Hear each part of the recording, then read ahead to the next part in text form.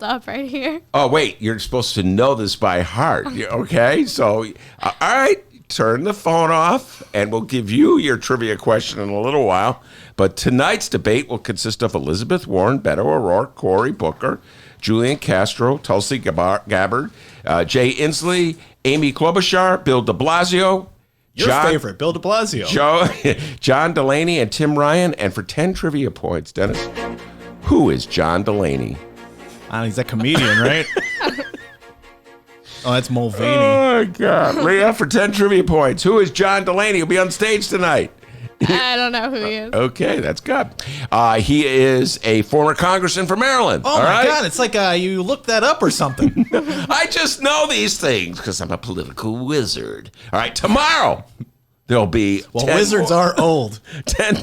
That's right. Wizards. Never seen a young wizard. Never seen it. That's because we've accumulated so much wisdom and wizardry that it just bears us down and makes us old. All right, here we go. Leah, for 10 trivia points, who will be on stage tomorrow? Please do not look at your phone. Go. Beto O'Rourke. No, Pete Buttigieg. It's tomorrow. Yes, very good. I'll give her credit for the one trivia point. Joe Biden. 2. Bernie Sanders. Whoa. Kirsten Gillibrand. Yeah, Kirsten, very good. I don't know who else. All right. Tomorrow. Young Dennis. What? Oh. Tomorrow. Who will be on tomorrow? Oh. 10 trivia points. Bernie. It's Joe Biden. Senior citizen night at the debate. Yeah, winner gets free cottage cheese. Old people love that. Buttigieg. That's an ageist joke. Kirsten Gillibrand. Very good. I'm just naming the one she named. Okay. Kamala Harris will be on stage tomorrow. Michael Bennett will be on stage, not the former football player, but Michael Bennett, the senator. And Marianne Williamson will be on stage for 10 trivia points, D. Who was in the studio that supports Marianne Williamson? Boy, we're really rocking the trivia bit today. What is it? What was the question again? Marianne Williamson. Who was on this show who supports her? Oh, Kitty Kirk. There. Whoa. Must have gone to radio school. Andrew Yang and John Hickenlooper will also be on the stage tomorrow. And so that's tomorrow's debate. So now that, of course, the big debate tomorrow, which I'm sort of looking forward to because it'll be, as I jokingly said, a senior citizen showdown between Bernie Sanders and Joe Biden, but it'll also be a ideological showdown, if you will. Bernie Sanders, of course, is the politician who pushed the Democratic Party to the left by virtue of his strong run in 2016. I voted for him, D. I think you voted for him as well. I think, Leah, you were too young to vote in 2016, but you might have voted for Bernie. So Bernie pushed the party to the left, and Joe Biden is very much in the center, and he is trying to sneak to the left just enough to pick up enough voters to win the nomination, and then he's going to go into the campaign against the general election against Donald Trump, subscribing to the notion, as Democrats have it for years, that you cannot win, you cannot be elected president of the United States with a left of center philosophy, that you have to be, at the very least, a centrist. That's the only way the Democrats can win. This has been the conventional wisdom of the Democratic Party since World War II, which is a long time ago, D, way before anyone in this studio. You were 40, I heard at that time. Yeah, I was 40 years old when World War II ended. So only geezers like me even vaguely remember World War II. But that is the conventional wisdom, and this is what we've been talking about in this studio for a long time. Whether that conventional wisdom will finally be shattered as Democrats really nominate somebody way on the left to the left of center, and that watches the country follows that person. It's never happened in my lifetime. It'll be interesting to see if it will happen tonight. So that's tonight's debate. By the way, D, as long as we're talking about great elections of recent time, for 10 trivia points, name all the candidates who ran for governor on the Democratic primary in 2018. Go. Dan Biss. 1. Bob Dibert. 2. T.O. Hardiman? Very good. Yeah. Wait, no. Yeah. That was the guest yesterday, right? No, I don't get... Toy Hutchinson. I get Toy Hutchinson and T.O. Hardiman mixed up. That was a bonus segment. The people don't know about that yet. That was a bonus. T.O. Hardiman. Boy, it wasn't that long ago. There were more? Yeah, the guy who's governor now. Oh, yeah, big boy, J.B. Pritzker. J.B. Pritzker. Not a perfect person. Mr. Three States. Yeah, very good.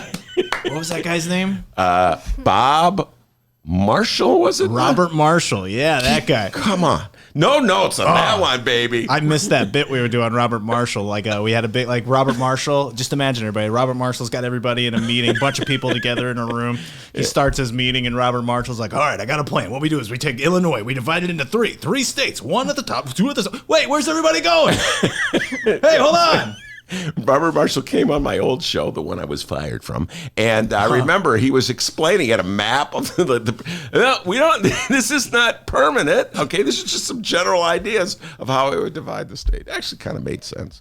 Anyway, so that was the Democratic primary of 2018. Seems like a long time ago. Anyway, so. The fact that we're starting in with the Democrats having the presidential debate tonight brought me back to a moment in time 4 years ago when it was the Republicans who were in this position, and they had a ton of candidates running for president, and they were having a debate, and they were trying to take back the White House, and everybody was making fun of them for having so many people on stage. And now, for 20 trivia points, Dr. D, name the candidates on stage in the 2016 Republican debate. Go!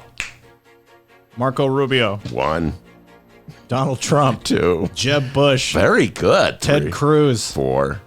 That lady. Yep. I'll give it to you. 5. Can't remember her name offhand. Carly. Yeah, Fiorina. Fiorina. Very good. That lady is good enough. What's his name? He's the HUD guy now. Oh, yeah. Ben Carson. Yeah. Ben Carson. Oh, my goodness. Was Ben Carson the last 2016? Yeah. I don't even have him on my list. Way to go, Quizmaster. You didn't even know yourself. I did it from memory. I forgot Ben. Sorry, Ben. Forgot you. I'm writing him in. That's all I got. All right, very good. Well, you forgot, did Ted Cruz, Lindsey Graham ran, Mike Huckabee ran, Bobby Jindal ran, remember him? Bobby Jindal.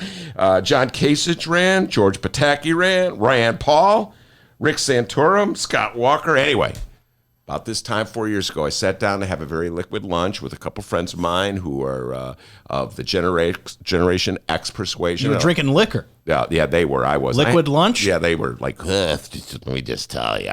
And they're very cynical. I will leave their names out of this little anecdote. They're political strategists who are of the Democratic persuasion, who are always telling Democrats, stop being so idealistic, betray all your principles, sell everything out, because that's the only way you're going to get elected. Anyway, that's sort of their worldview. Pulitzer, who did not show up to visit Obama when the Bears visited. I'm just curious. I'm looking. No. Interesting.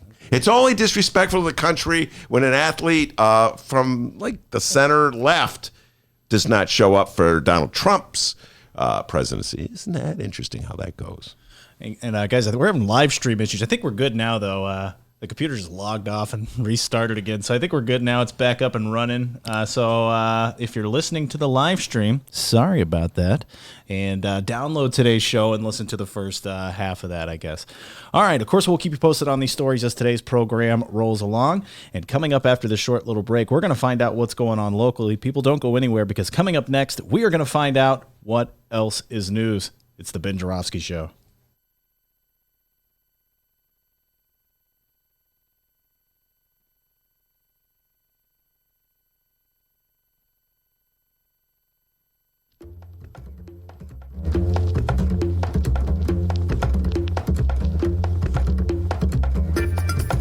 Hey there, producer Dennis here. Thanks for finding and listening to the brand new Ben Joravsky Show. All right, so here's how this works. The Ben Joravsky Show live streams on the Chicago Sun-Times YouTube channel Tuesday through Friday, 1 until 3 p.m. Once the show is over, you can listen to the replay on our YouTube channel, or we throw it online for you to download by 4 p.m. Where can you download the Ben Joravsky Show, you may be asking yourself? Well, you may be asking yourself a fantastic question. You can find previous Ben Joravsky shows and guest interviews through several outlets. The Chicago Sun-Times Online, chicago.suntimes.com, the Chicago Reader Online, chicagoreader.com, and wherever else you listen to your favorite podcasts. Apple Podcasts, Google Play, pick one. Just search for The Ben Joravsky Show. J-O-R-A, V as in victory, S-K-Y. So, let's recap. Tuesday through Friday, 1 until 3 p.m., live streamed on the Chicago Sun-Times YouTube channel and downloadable by 4 at chicago.suntimes.com, chicagoreader.com, and wherever else you listen to your favorite podcast. Yes, The Ben Joravsky Show is back. We're live and downloaded. Tell your friends and enjoy the rest of the show.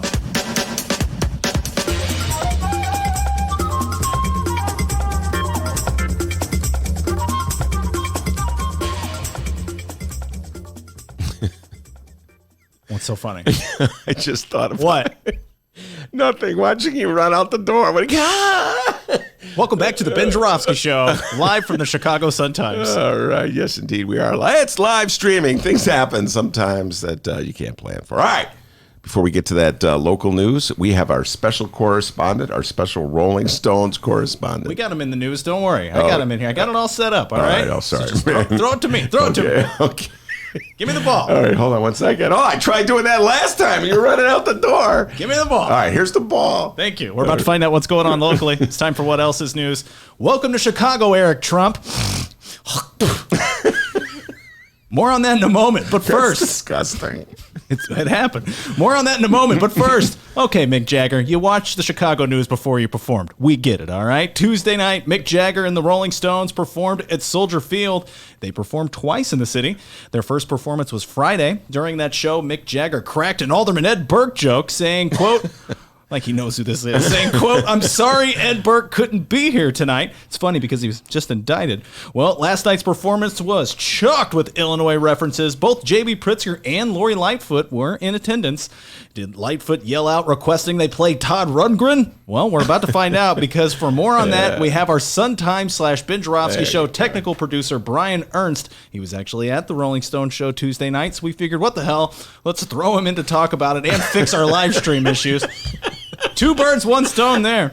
Welcome, Brian Ernst. Yeah, very well done. It's been a very entertaining show, folks. I wish you could have seen Dennis run out the door. Anyway, Brian Ernst around here is known as the Brain because he figures everything out. But last night you took a bit of a vacation from helping us figure out how to run our show. Oh, I was texting him last night during the whole thing. I'm just joking. And without getting permission from Dennis or myself, you went to the Rolling Stones concert. I did. All right. So what were all the political references? Mick Jagger is suddenly a student of Chicago politics? Apparently, and I heard all of this from my brand beautiful upper stage left nosebleeds obstructed view seat that I had. Wait, time out. You had an obstructed view seat? I bought them on Monday. Okay. Last second. It was a last minute decision. We had to do it. And so let me just ask this. So how much did they cost? I think through StubHub afterwards, you got your fees. We were still paying $200 a seat. Dang, man. You must love the Stones.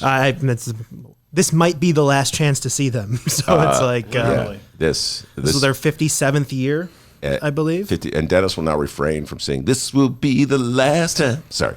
As my mother and father like to remind me, the last time I saw them was in utero. Oh, so it's been approximately right? 30 years since I've seen the Rolling Stones. Was that Stones. here in Chicago? Yeah, it was. Yeah. And you didn't have a great seat for that concert? That was obstructed view as well. It was. Oh, my God. He's got a million of them. Catch Ben at Zany's this weekend. That was great. Try the veal. Yeah, try the veal. All right, so you had what was obstructing your view, by the way? Well, so we were stage left up is kind of like the hanging speakers and a little bit of the screen. So we were pretty much directly to the side. But I'm not paying more. Yeah, no. We can't do it. Yeah, all right. We can't do it. But you could hear, was the sound good? Oh, sound was great. Sound was great. So I came out, they opened with Jumpin' Jack Flash, and they played a little bit, and then about third of the way through the show, he started thanking the special guests that were in the crowd. He mentioned Lori Lightfoot in attendance, and when he mentioned the governor was in attendance, half the crowd booed, half the crowd cheered. That's bizarre. Equally. Now, yes.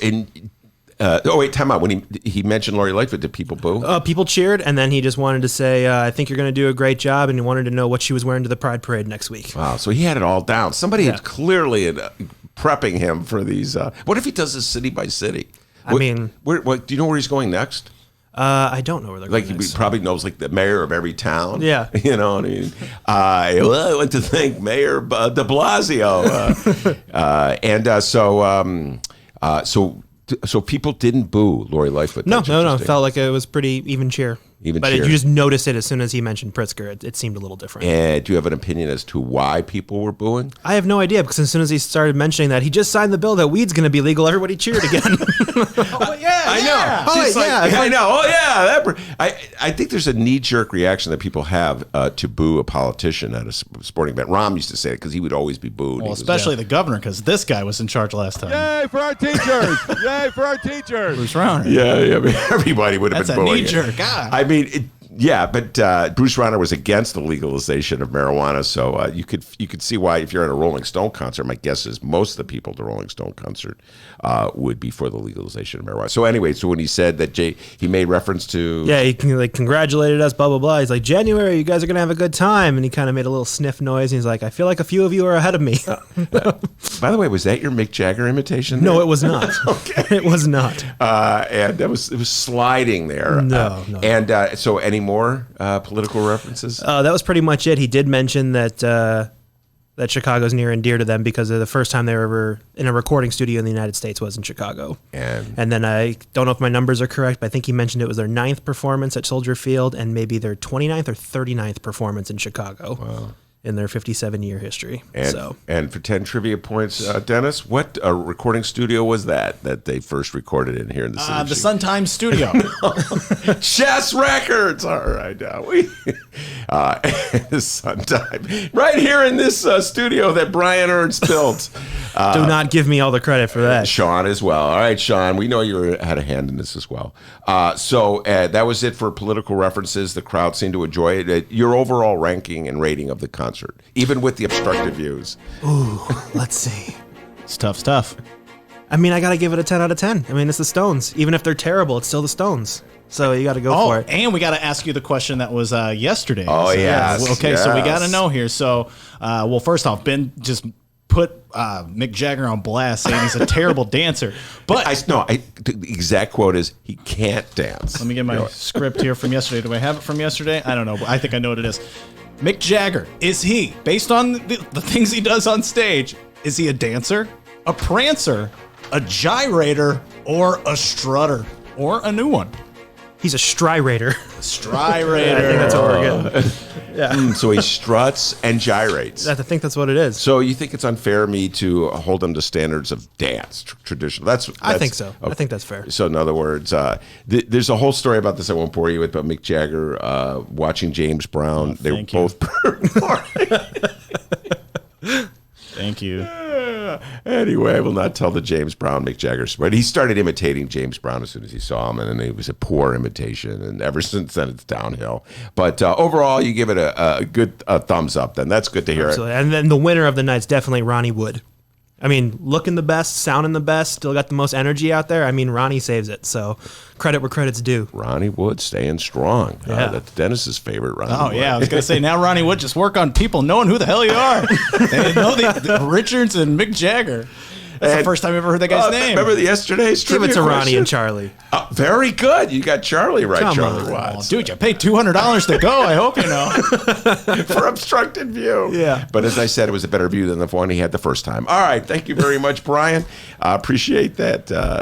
Great reporting about the concert. Now, go back and fix that. We're good. We're fixed. Oh, we're fixed. You're All the right. man, Brian. D's got it. D's got it. All right. Very good. Thank you, Brian. All right, so moving on here, other local news. The national news has gone local, and our guest that just joined us, Monroe Anderson, can weigh in on this as well. This is perfect. Brian, you're the man. Thank you very much. Invite us next time.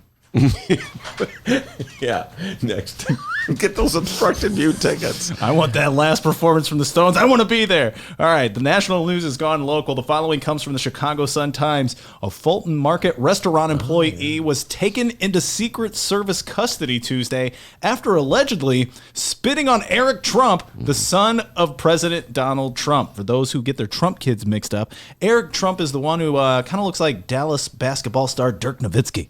Yeah, a little bit. Or Very former good. late night host Craig Kilborn. Yep. Wow, good. Yeah, he's the less bright one. The less bright one. And Monroe Anderson's in the studio. Oh, Ben, I know you kind of ran this bit into the ground today, but it is in my script. Oh, it is in my script, and we got to know for 10 trivia points. How old is Eric Trump? Oh, Eric Trump? Eric Trump is 37 years old. Monroe Anderson, give it a try. How old is Eric Trump?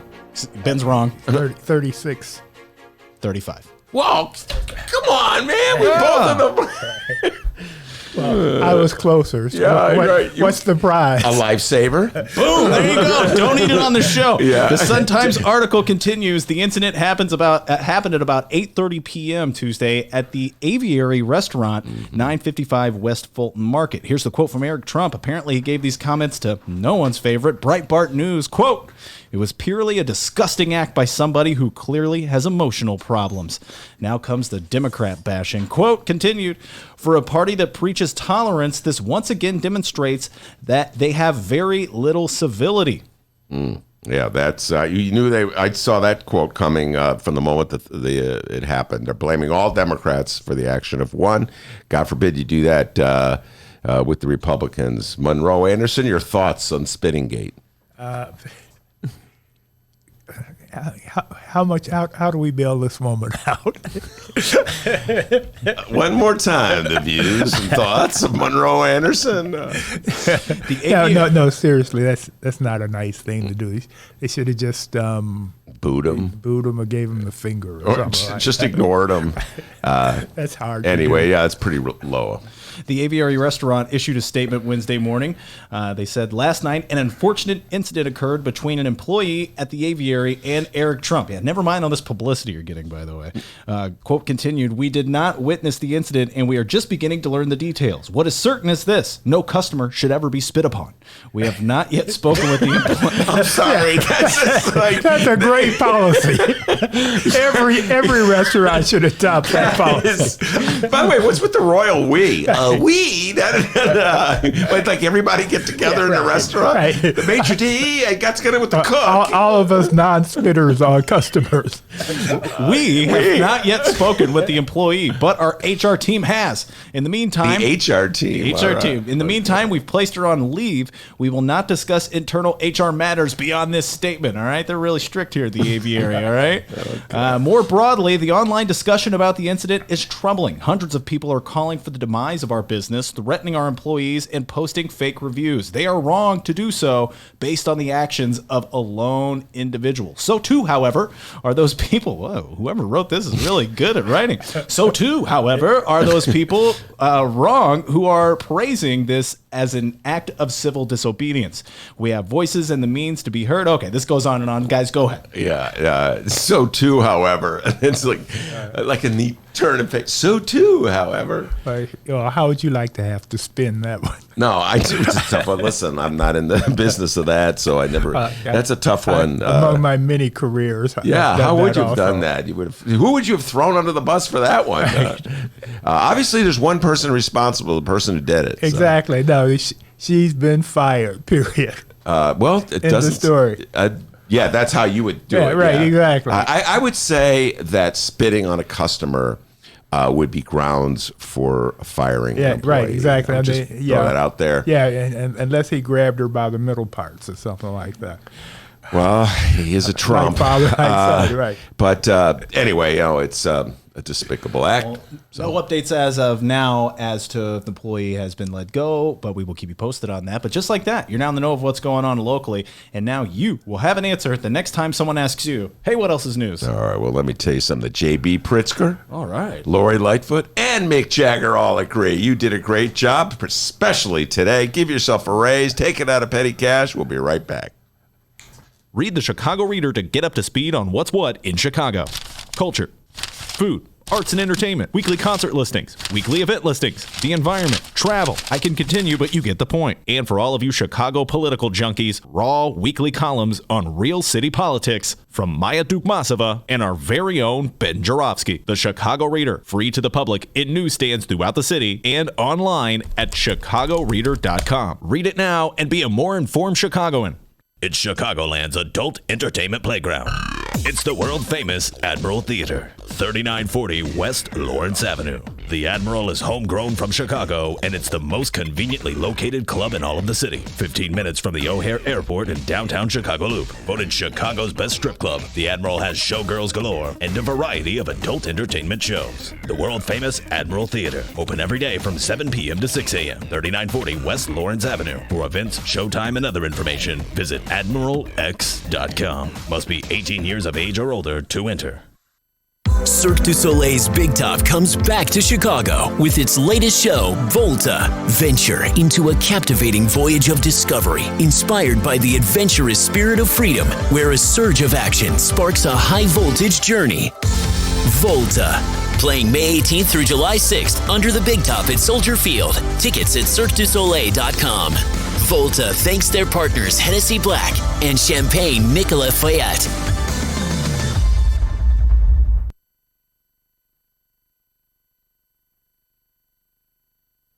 Hey, playing now at Steppenwolf Theater, the world premiere of Ms. Black for President. It's inspired by the true, that's true as in it really happened, TRUE story of Joan Jett Black, America's first drag queen presidential candidate. You know who created it, D? No. It was created by Tony nominee Tina Landau. Oh. And you know who else created it? No. Oscar winner Terrell Alvin McCraney. You know him, Moonlight. Oh, yeah. For tickets, visit steppenwolf.org. That's Steppenwolf, like the rock group from the 60s, .org. Hang tight, millennials.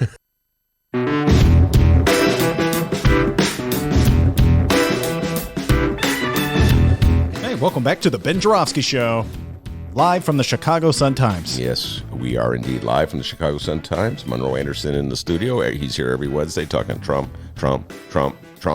And there's a lot of Trump news in the world today right now.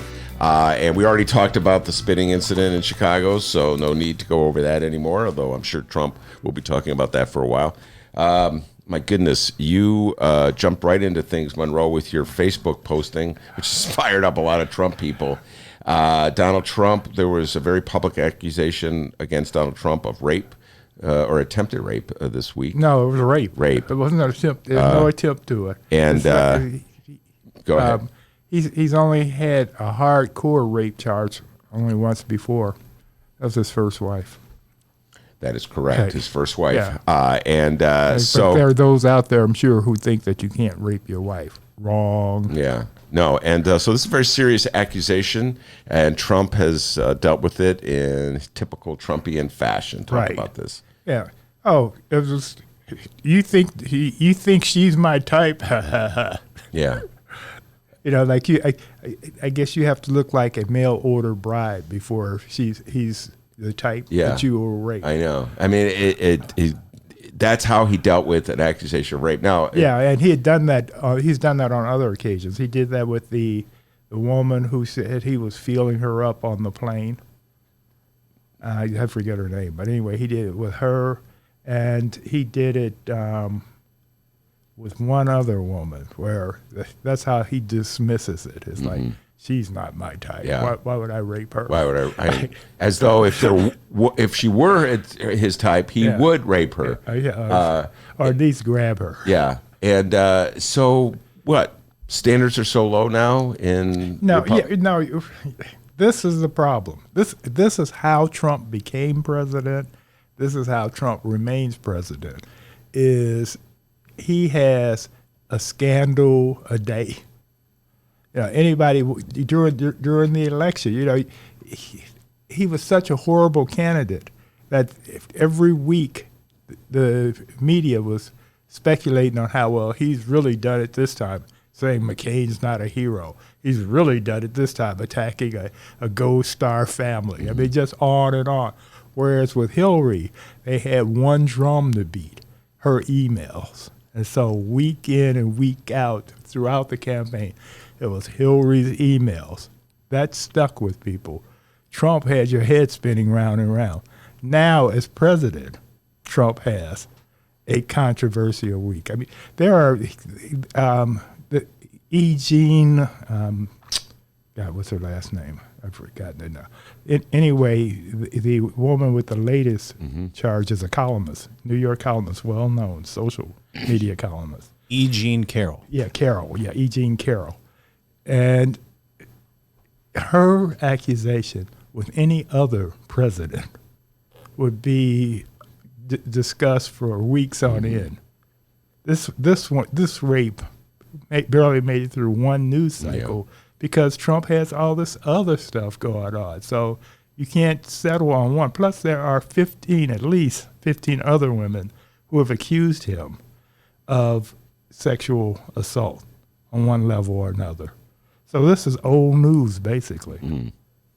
Well, I guess it's old news in that, as I said, the vast majority of the Republican Party has decided that they don't care. Right. And so they threw all that righteousness and morality that they used to claim when Clinton was president, when Obama was president, all these things. You remember when the controversy about Obama was he showed up somewhere in a tan suit? Yes, I remember that one. Yeah, right, exactly. That was outrageous. Yeah, exactly. Disrespectful to the country. Or the one when they went to England and Michelle was sleeveless before the Queen. Yes. Just horrible things the Obamas did, but Trump, not so bad. Yeah, not so bad. Right. They just looked the other side. Or what they say, well, Clinton did it. Bill Clinton. Yeah. Bill Clinton the did whataboutisms. They do that a lot. Yeah. Yeah. What about Clinton? What about Clinton? Yeah. So right. how do you deal with that? I mean, you're always battling with Trumpsters. Exactly. So when a Trumpster says to you, well, what about Clinton? And they say it all the time. Yeah. And then how do you respond? I can always depend on the two wrongs don't make a right. Or I can depend on, I fall back on, well, Clinton is not president. Trump is. Mm-hmm. So we have to deal with Trump. And they go, no, well, he's doing so many wonderful things. And I go, well, what wonderful things? What are these wonderful things that Trump is doing? Yeah. One of my Facebookers says, well, you know how to Google it yourself. Well, did you? And then I do Google it, and I don't find many wonderful things that Trump did. Trump's entire presidential career has been undoing the good things that Obama did. Well, I have to tell you that I struggle with these things on one level. I would never make it in politics as either a strategist or a politician because I do struggle with these larger issues. And the issue of what about Clinton still matters to me. Right. And I'll get into this a little later because it gets back into in some ways there's a connection to what about Joe Biden, not with his behavior toward women, but his attitudes toward crime and his attitudes toward criminal justice. We'll be talking about that later. We go down the line. But when I look back to where the Democrats were in the 90s and how they embraced Bill Clinton, despite all of his mixed record, to put it mildly, about dealing with women, I do recall that so many Democrats had the attitude that Republicans today have, which is that his behavior, his private behavior is secondary so long as he is putting forth proposals and positions that we support. So there is some degree of truthfulness, don't you agree? Oh, yeah. No, I was never a huge Clinton fan. I preferred him because the alternative was so bad. Yeah. But his triangulation always bothered me. The fact that when he came into office as governor, he had this mentally challenged. I think his name is Bobby Lee Rector. Right, exactly. And he could have pardoned him. He had him executed to show he was tough on crime, basically. Yeah. And so I never was a rah Clinton fan. Well, but going back to the notion of a person whose integrity is in doubt. Right. Clinton's integrity. There was something about Bill Clinton. His very integrity was doubtful, and yet Democrats voted for him. We embraced him. So that there's some truth to the Republicans when they say, "What about?" Yeah. Do you agree with that? Oh yeah. No, I don't have a problem with that. I mean, they do that with Hillary too. What about Hillary and her emails? And my response is, okay, we'll send everybody to jail, but Trump first. Yeah, I mean, I cannot equate Hillary's emails problems with the behavior of Donald Trump. Of course not. I'm being facetious. Yeah, I know. Yeah, right. Exactly. Or the behavior of Bill Clinton, for that matter. Right. No, Trump breaks all the records. Yeah. He's the king of corruption. Yeah. And he's every which way you look, he has some sort of corruption going on. No collusion. Right, exactly. No obstruction. No collusion. Oh, he did that one too today at his press conference. What's that? The no collusion. They asked him about Mueller in the press conference. This was, literally I was walking out of the door to come here when this was going on.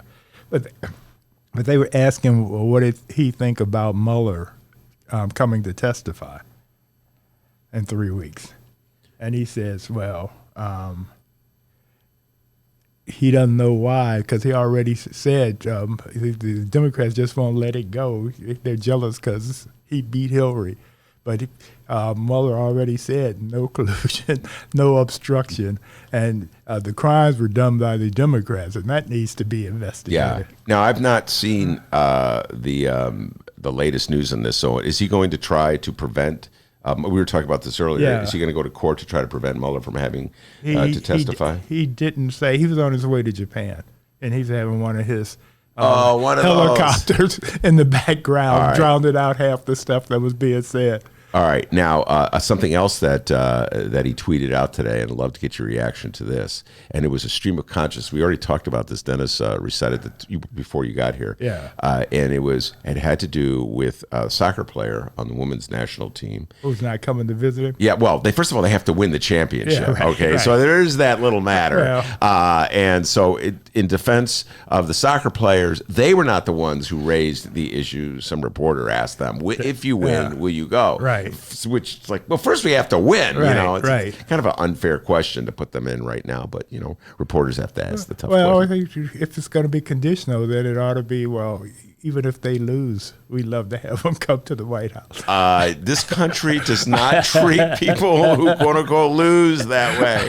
Now, if they're the favorites, and so if they were the complete and total underdogs, if nobody even expected them to make it to the finals and they made it, I'm sure they would be invited. But when you're the favorite and you do not win, you're not going to get invited to anything. Dee, do you have that text, the tweet from Donald Trump? I'd love to get Monroe's. It was a stream of Monroe's reaction to it. It was a stream of consciousness where he was talking about the soccer team's attitude about coming to the White House, and that immediately triggered in his mind the notion that national basketball NBA players don't come to the White House either. Wow. And that triggered in his mind. Yeah. It says here, black people in general. Go ahead. He says here, other than the NBA, which now refuses to call owners, please explain that. I just got criminal justice reform passed. Black unemployment is at the lowest level in our country's history, and the poverty index is almost best number, all caps, ever. Yeah. Thank you, Master Trump. We sure is glad you're not sticking us in prison no more than you are other people.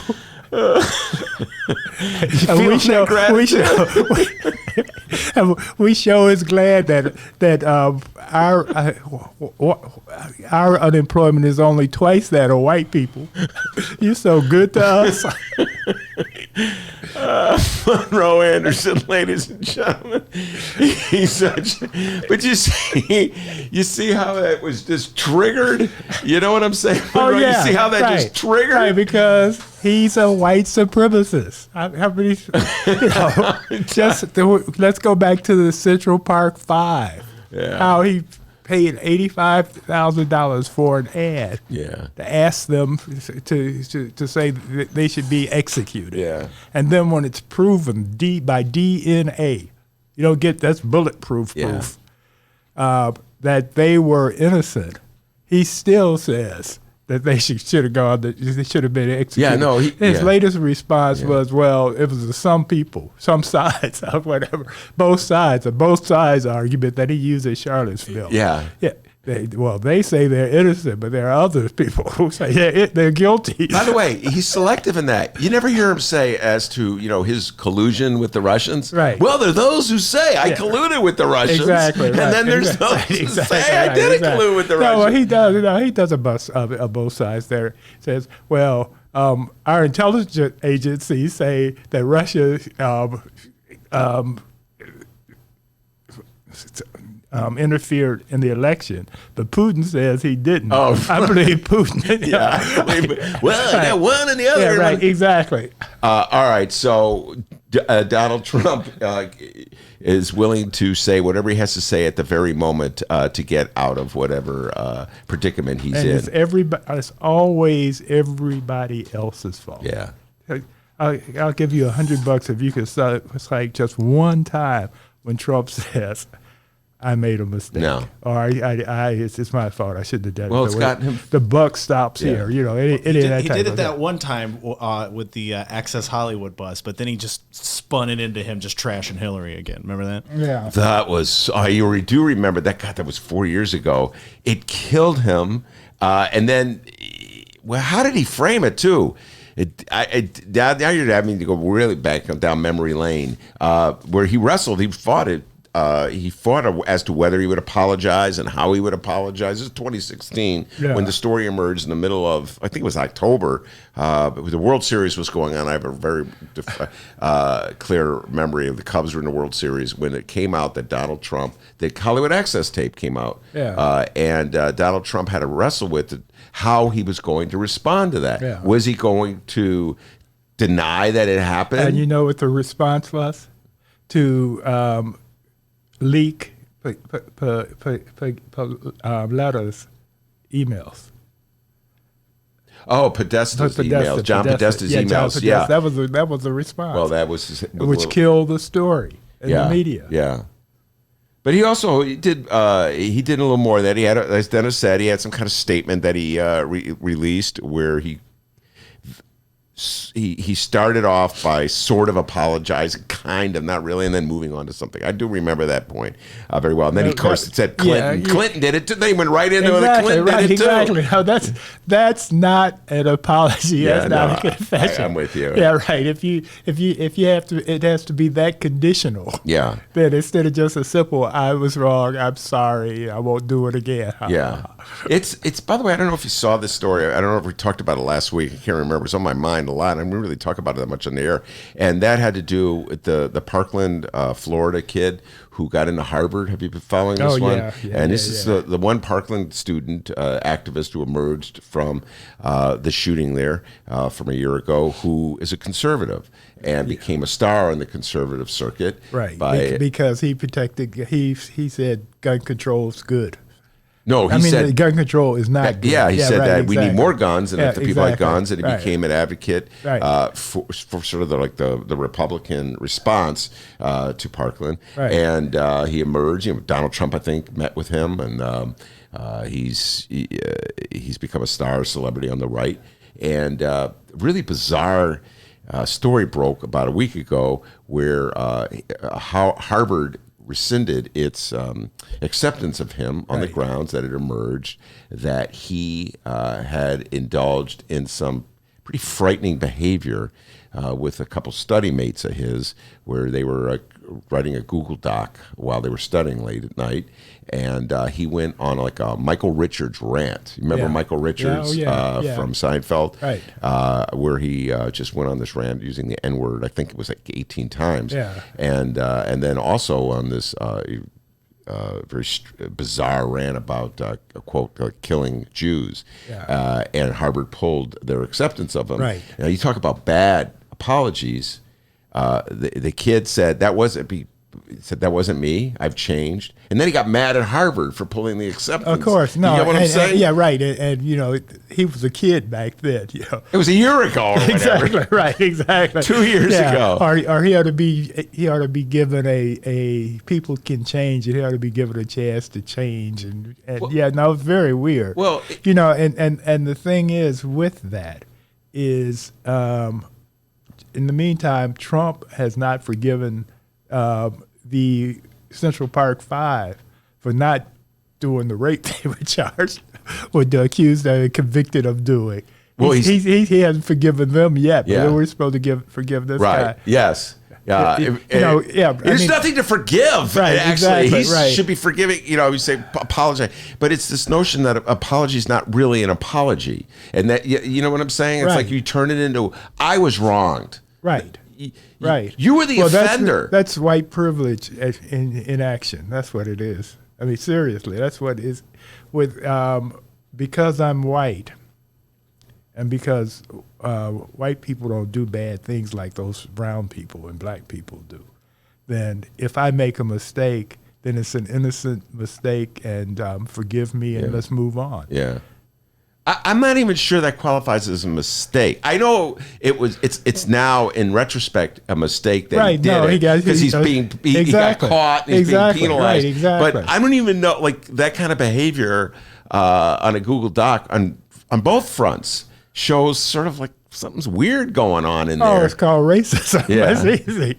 But but if racism is natural and normal to you, then it's nothing wrong until you get caught, and there are consequences, because I've been called nigger a few times in my life, and I've seen people just shrug it off when they did it, and I gave them a confrontational look. I was like, has it ever happened in your adult official capacities? As a reporter, or as a spokesperson, a mayoral spokesperson, anything like that? Not to my knowledge, no. So never. That's what I meant. Just your right. face. Yeah, not to my face. So this is back in the Gary days, or Indiana University. How you survived Indiana? I was walking down the campus one night, and somebody just yelled out the car at me, "Nigger." Another time, I was in Chicago, in the district where everybody goes along Rush Street. I guess it's a Rush Street. It's called Rush Street. It is called Rush Street. Exactly. I was in traffic along Rush Street, and this woman was driving and tried to cut me off, and I didn't let her cut me off, and so she was in a convertible, and she yelled "nigger," just like that. So I mean, it's happened, but no, not in an official capacity. Right? Yeah. But anyway. Oh, and lots of letters. When I was a columnist at the Tribune, I would get those type of letters. Yeah. When I was a columnist at the Sun Times once or twice. What about now? You're always aggravating. You're always dueling and battling Trump supporters on Facebook. Yeah, not the N-word, although I did have some CPA in the suburbs who was on one of the right-wing sites that I was trolling, who said I was affirmative action. The only reason I have everything I have is because of affirmative action. But he didn't call me the N-word, but he may as well have. Yeah. And Monroe Anderson in the studio. It's Trump Talk. Micah has entered. We're going to take a break, bring Micah on, and sort of broaden the conversation a little bit. Get Micah's thoughts on Donald Trump's attitudes toward the soccer team coming to the White House. I don't know if you saw that one. Monroe just wants to, one more time, extend his thanks and appreciation to Donald Trump for all the wonderful things that he's been doing for black people. You're welcome, Monroe. No collusion. I didn't have much to lose, and I lost that. That's Monroe Anderson. We'll be right back after this. The Joravsky Show is supported by the Northwestern Summer Writers Conference. Now in its 15th year, the 3-day conference held in Chicago features a diverse array of workshops, speakers, discussions, and readings. Learn more at sps.northwestern.edu/writers. Today's Ben Joravsky Show was brought to you in part by Chicago Architecture Center. Get to know your city on one of Chicago Architecture Center's 65 walking tours. Hear the unforgettable secrets and stories behind Chicago architecture from our expert docents. Book your tour at architecture.org/tours. Now, if you'll excuse me, I'm actually on a tour right now. Oh, wow, look at that building. And for the record, I love puppies.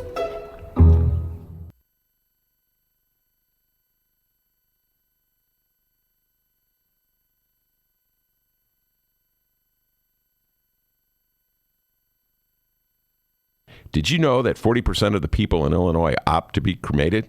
Well, it's true. And Chicagoland Cremation Options honors their wishes by providing cremation services directly to the general public. Chicagoland Cremation Options provides an affordable, ethical, and easy cremation arrangement, whether in person or online. Save thousands and streamline the process by going directly to Chicagoland Cremation Options. It's a family-owned business operated by my good friend, Douglas Klein. Here's how you reach them. ChicagolandCremationOptions.com. One more time. ChicagolandCremationOptions.com. All right, everybody. Hour number 2 of your Ben Joravsky Show for Tuesday, June 26th is moments away. But before we get into that, we would like to thank the following unions once again for jumping on board and helping bring back the Ben Joravsky Show. First up, the International Association of Machinists and Aerospace Workers, Local 126 in District 8, the International Brotherhood of Electrical Workers, Local 9, and the International Union of Operating Engineers, Local 150. Big thank you to those unions for jumping on board and helping bring back the Ben Joravsky Show. And, of course, today's program is brought to you by our good friends at the Chicago Federation of Labor. Hour number 2, let's go.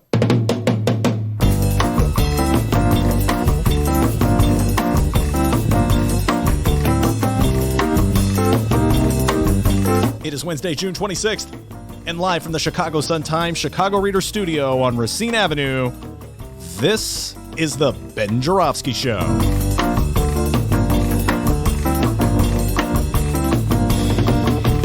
In this hour of the program, we still got Monroe Anderson in studio, and we welcome back Jacobin writer Micah Uterich.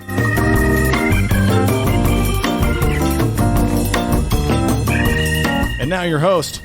Did you ride your e-scooter today? No, Ben? I did not ride my scooter, man. Shucks. Chicago Reader columnist Ben Joravsky. Yes, indeed. I've been crusading against those scooters ever since about a week ago, right? We were walking back we were walking to the train. We saw all these scooters. Man, these people can't even ride a scooter. They're right down the sidewalks. It's even worse in Los Angeles. They're all on the sidewalks. They're so bad. They know they can't ride in the streets because it's a lot more dangerous out there with the traffic.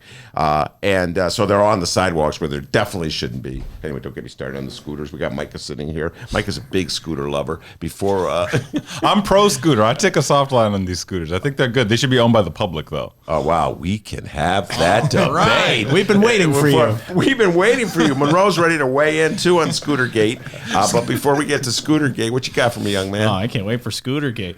All right, everybody. We have an update here. But before we do that, Ben, Micah, Monroe, what do you say we take a trip back into time, huh? Oh, okay. Tonight marks our first 2020 Democratic presidential candidate debate. Tonight's part 1. Yes, there's so many candidates in this thing, they had to divide debate number 1 into 2 parts. That is correct. Don't get confused, everybody. With all these Democratic candidates, it really does remind us of the 2016 Republican primary election, where at one time, I believe, 17 Republican candidates were running, including the winner of the whole thing. And holy crap, I still can't believe I say it every day here, Donald Trump.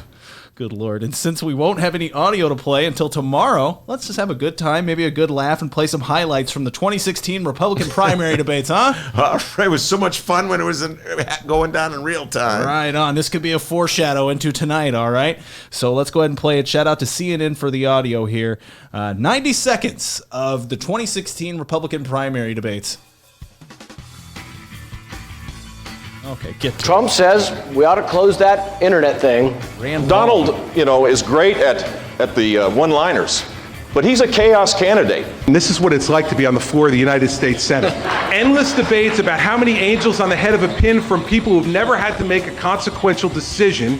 Donald, you're not going to be able to insult your way to the presidency. It's actually merciful if you go ahead and finish the job rather than death by 1,000 pricks. So you are okay with the deaths of thousands of innocent children and civilians? It's like, you got it. So when you ask yourself, whoever you are that think you're going to support Donald Trump, think, do you believe in the Constitution? They can kill us, but we can't kill them.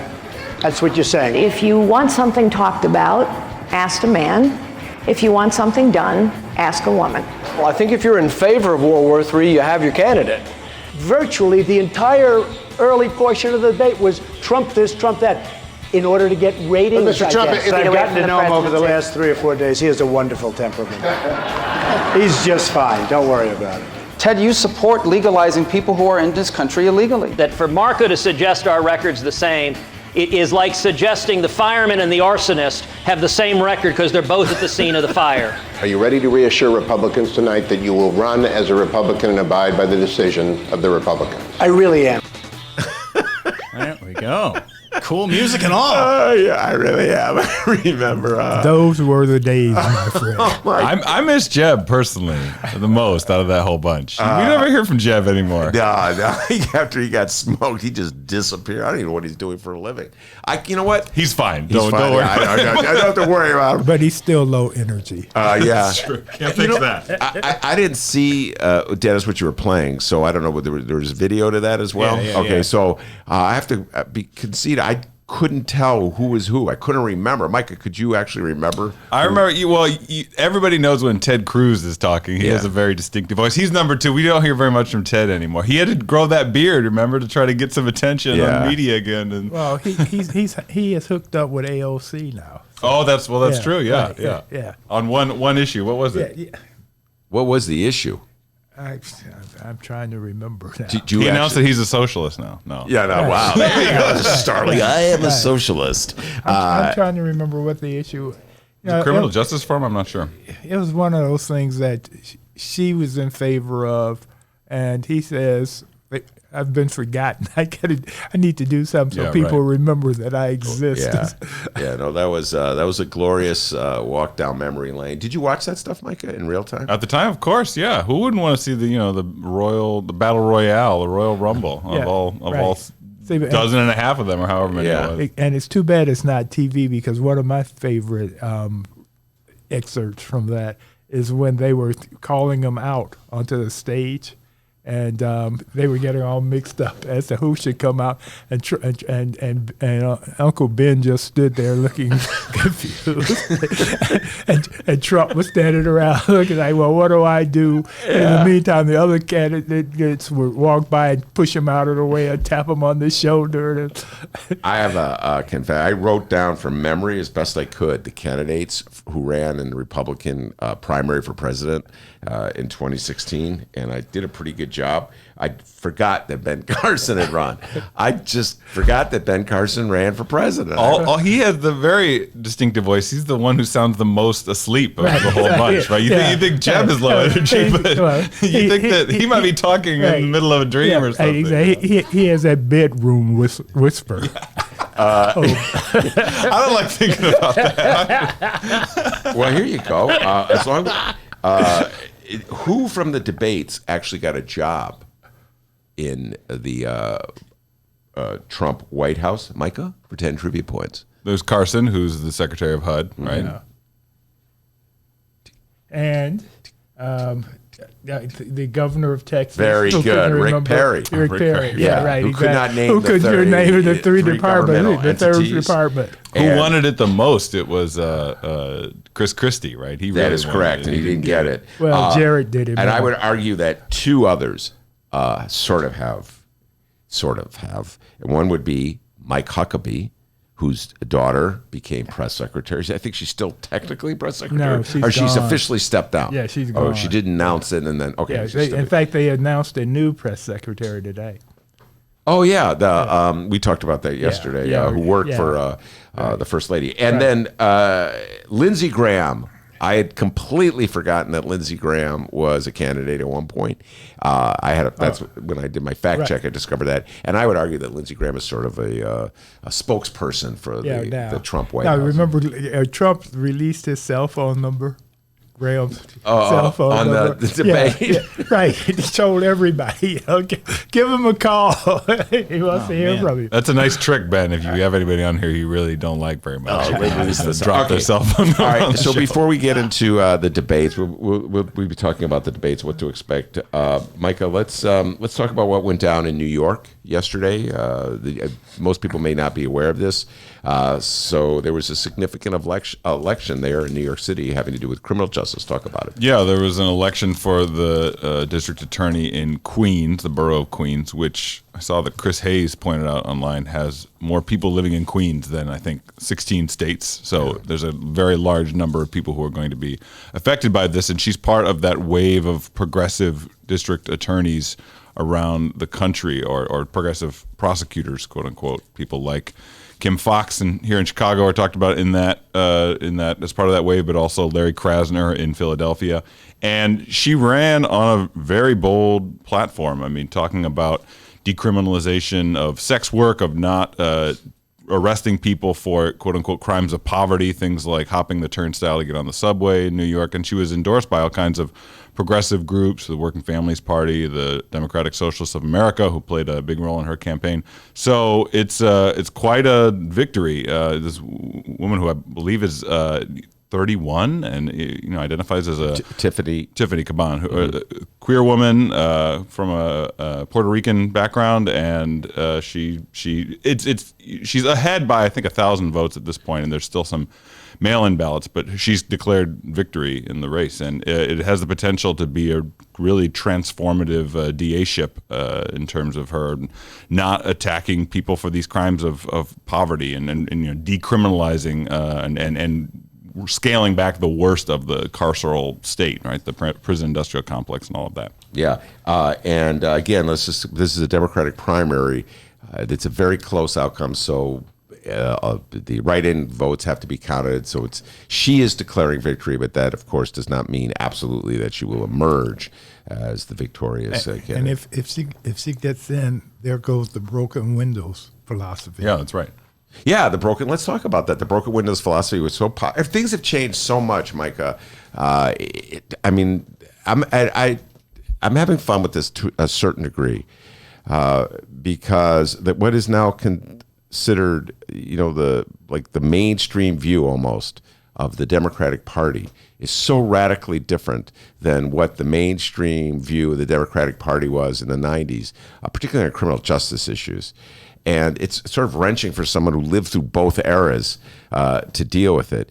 The one at the top of the list, I have to say, is when I see the front page of the Chicago Tribune, marijuana soon legal as historic bill inked. And it was only 4 years ago that Democrats were still running away from this. Mayor Rahm, when he announced he was running for re-election, was against the legalization of marijuana. How far removed from mainstream America, or how far in line with mainstream America do you think the Democratic Party is on these criminal justice matters? Well, mainstream America's opinion on anything is not static, right? And so I think we have seen a really warp speed transformation of people's consciousness around all kinds of stuff, around what racial justice means and how racial justice should be at the center of the Democratic Party's agenda, whether or not we should be legalizing marijuana. You think about something like gay marriage. I mean, it really wasn't that long ago that we were having viciously homophobic, public debates on, a decade ago,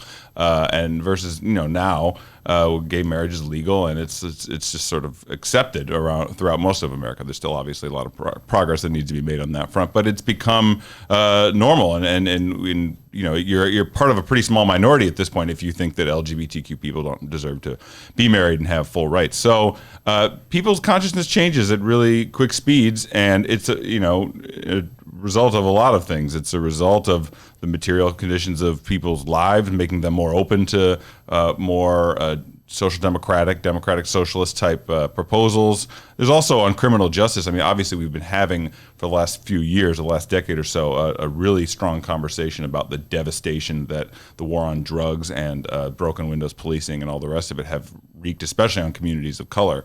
And I think that stuff is really trickling down into mainstream America at this point. People are realizing that we cannot keep doing criminal justice in the same way because it's so devastating for so many lives. So I think mainstream American public opinion is really coming around on a lot of issues all at once. The broken windows theory, just for our folks who haven't heard it, is that you cannot tolerate any abuse, any violation, any crime. That even if it's just a broken window, it's a sign, it's a symbol of a larger decay, and that you have to crack down on absolutely everything. And so I guess the person most associated with it in terms of mayors would be Rudy Giuliani of New York City in the early 90s. Although when I moved to Chicago in 1981, they were doing roundups, just routine roundups with the same essential philosophy the police department was in the early 1980s. I forget the police commander's name who was most associated with this philosophy. I still think it's very strong and prevalent among Republican voters, this notion that you should come down hard. In fact, I think that's the basis of the insurrection against Kim Foxx, if you will, the movement that's occurring against Kim Foxx. I saw an anti-Kim Foxx sign on Madison Avenue on the way here just now. It was somebody, handmade, had posted it on a tree, and she was a child something. It had a bunch of horrible things that she supposedly is. And it caught my eye because, it was a handmade sign, but it was in plastic, and it was stapled to a tree. Well, I think that kind of, in general, beyond Chicago, just around the whole country, that kind of reactionary, law and order kind of mentality, that's always something that can be tapped into, especially at a time when people are angry in general about the state of society, and maybe they just have a kind of vague anger that could go either way. It could go, on the national scale, we got like somebody like Bernie running who's saying you should be angry, and you should be angry at the billionaires, or you have Trump saying you should be angry at the immigrants who are coming to quote unquote steal your job, or in the law and order sense, be angry at these poor people, these black people, these brown people who are, running wild in the street or whatever they want to say. And so I think it's important in pushing back for those of us who want to fight that kind of racist and reactionary upsurge in people's politics, that we don't say that you're wrong to be angry, but you need to be angry in the right direction. You need to be sort of looking at the people who are really making life miserable for a lot of people in America, and it's not poor people, brown people, black people. In your mind, is Kim Foxx victory, what is it, 2016, I guess it was, similar to what is happening in Queens, or potentially happening with Tiffany Caban? I think so. I wrote a profile of Kim Foxx for the Reader right before the election a while ago, and my sense of her, she is not quite as radical as someone like Larry Krasner in Philadelphia, or as Caban, as far as Caban's rhetoric has gone. But she's certainly someone who wants to see progressive change happen in the criminal justice system. I remember at the beginning of the story, I asked her, like, when she was laying out her agenda to me, I said, some people might call this a radical agenda for criminal justice in the city of Chicago. And she said, well, I'll call it transformative. But then people like Krasner and Caban are saying, no, we need something very radical. And Krasner in Philadelphia really cleaned house.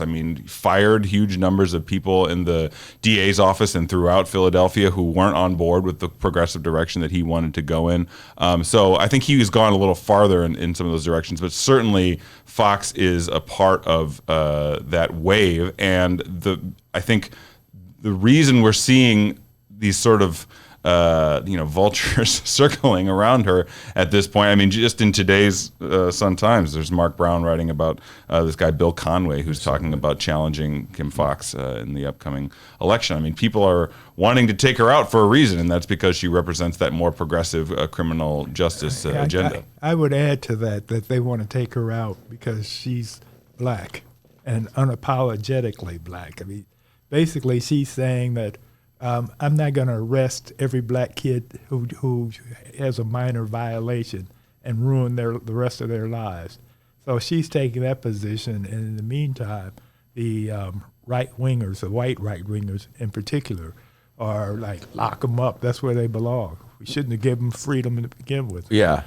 Well, before we get into take the deep dive on Jussie Mollett, because I don't think Kim Foxx is as innocent as you two are suggesting in terms of how she handled Jussie Smollett. I will talk about this forever. Okay, we can talk about no, this. We will. Yeah. We will talk about it because the whole notion of phone calls being made to get the powerful people using the system that way really grinds my gears here in Chicago. That's such a Chicago thing that goes down. But before we get into that, I just want to know, I need some help with the history lesson here. Michael, you were talking about when you interviewed her for the Reader story back in 2016, and you said some of these initiatives would be radical. What were some of those initiatives that she campaigned on in 2016? Just a memory of that? Well, she was talking about a lot of the suite of what have now come to be the standard progressive policies on criminal justice reform. I mean, she talked about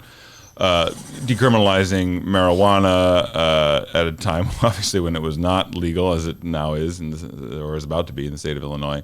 And I mean, she had a mix, and I tried to make this come out in the story. I mean, she, on the one hand, did not want to be sending, 19-year-old black teenagers to jail for having a little weed. On the other hand, she did believe in the system. She talked about being a victim of violent crime herself, sexual assault.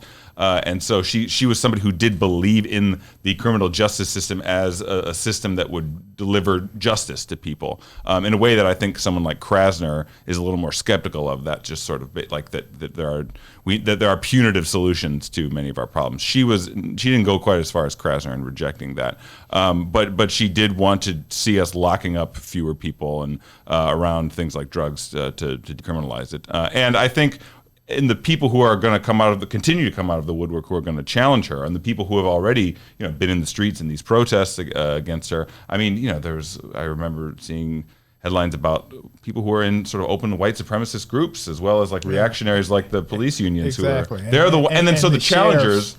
Exactly. Yeah. And the challengers are going to be trying to tap into that sentiment, I think. Right. That kind of reactionary law and order. They want to pull us away from the progressive direction and more towards locking more people up. Yeah. My memory of the 2016 campaign, was very much a reaction and response to Juanita Alvarez and the way she handled, along with Rahm and Gary McCarthy, exactly. the Laquan McDonald video. And so I don't recall specific measures that Kim Foxx campaigned on.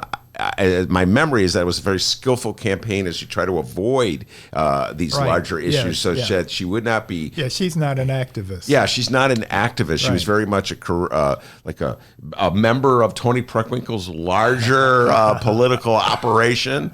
And but as such, she had symbolic importance because she was running against Anita Alvarez at the time that there was so much upset and anger over the way official Chicago and Cook County handled the Laquan McDonald shooting. Right. And so that's why I think it's a little different, Micah, than what I'm seeing here happening in New York, where Tiffany Caban really has like a vision that she wants to implement in terms of criminal justice. Yeah, and she's not afraid to spell out the explicit pieces of that. I remember Fox talking in a broad way about how the tough on crime approach was wrong, as well as the sort of negative critique, the critique of the way that Alvarez's office handled the Laquan McDonald case. But doesn't have the same like very explicit laundry list of here's what I'm going to carry out on. It's not as cutting edge as they are on the East Coast right now. But it's an interesting point. I mean, clearly we can talk about the ways that she has screwed up a little bit on in her office so far. But taking a slightly less radical approach does not mean that the wolves are not coming for her.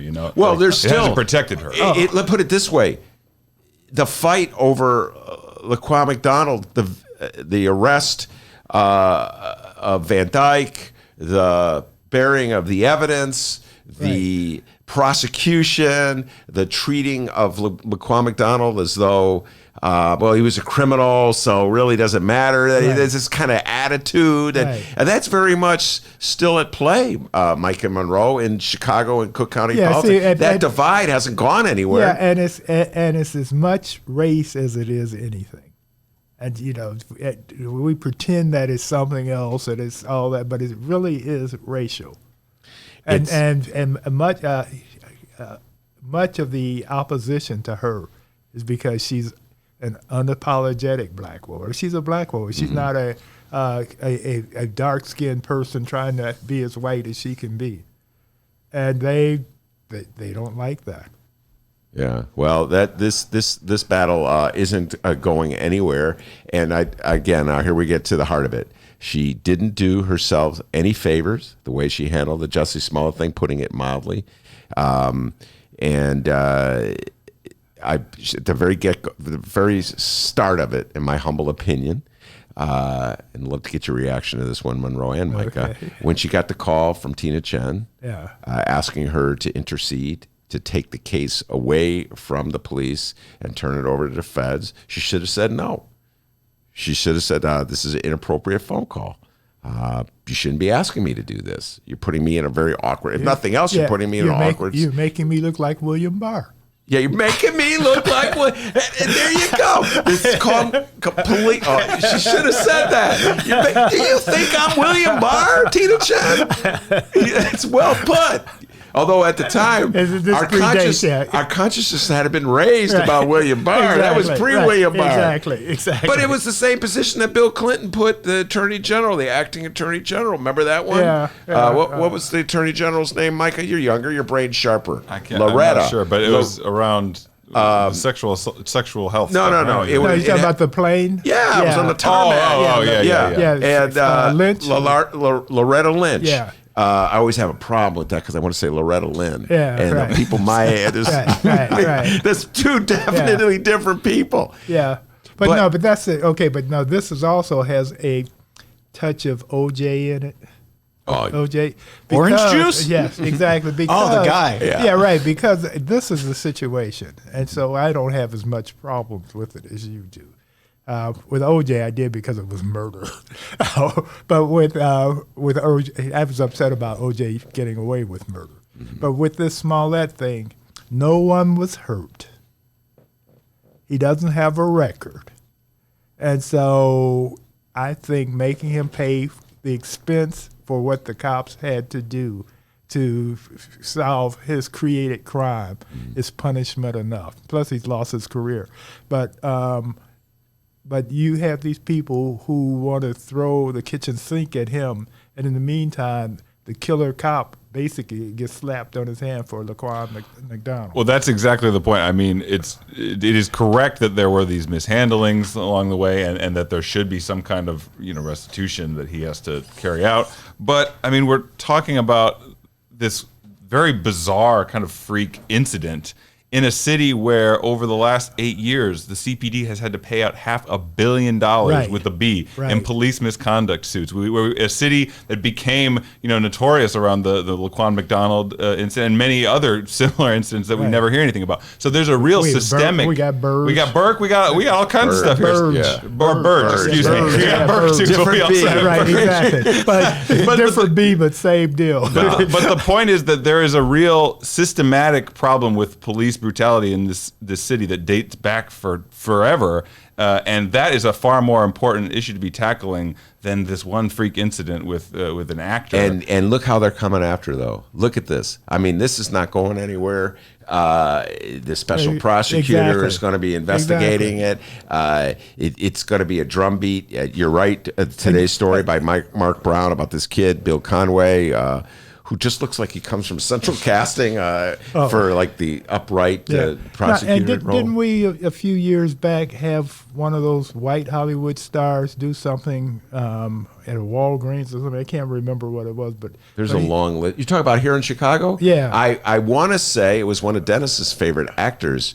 Shia, is that his name? Shia LaBeouf? Yeah, Dennis is a huge Shia LaBeouf fan. Oh, yeah. He's Shyla. Get it right. Right, exactly. Right. But anyway, he did something, and it made Entertainment Tonight or something like that. That was the end of it. Yeah. Whereas this Smollett thing just goes on. This will not end. Tomorrow, this week, I will have Andy Grimm coming on to talk about it. It's never ending, and I do think you're absolutely correct. It's getting political. It's a way. Again, it's going to be a very useful tool in the continuation of the Laquan McDonald fight. That's, to me, what this is. Yeah. And which is a continuation of racial history in the city of Chicago that goes back to the 1919 race riots. Exactly. And I covered for the Tribune, I covered 26 in California for several months, and I couldn't stand it.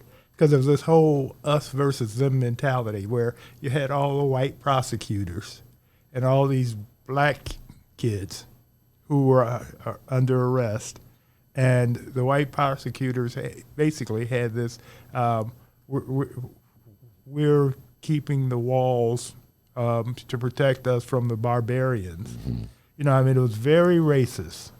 And it was not a comfortable place for me to be and see this unfold the way it did. You know, one of the prosecutors strutted into the courtroom one day and announced, he has the Saudi defense. And somebody laughs, and, you know, I'm looking, the Saudi defense is some other dude did it. Yeah. But they had this whole, I mean, it was like, okay, well, because he's black and because he came from where he did, if he didn't do this crime, he did other crimes, so it's okay to throw the key at him. Yeah, you know, it was, we'll get into this, the presidential debates a little bit. I saw that there was an article in the paper about Joe Biden's attitude toward criminal justice. And in the article, they quoted Bobby Rush, Congressman Bobby Rush, and they're talking about the criminal justice bill of the Clinton years that Joe Biden was so strongly attached to. It's going to cause him problems, Monroe, in this coming election. I don't think Joe's. I think Joe's going to be strike three and you're out. Well, but the part that again, always like to have people put it in context. What Bobby Rush also voted for the bill.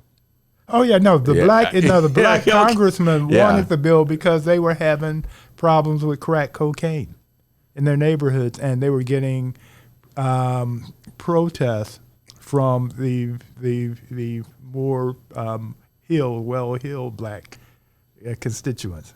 Mm-hmm. You know, they were complaining about these crack cocaine people addicts. So no, that was everybody was in agreement on that. Yeah. Until they realized that a whole industry developed out of it, the criminal industrial complex.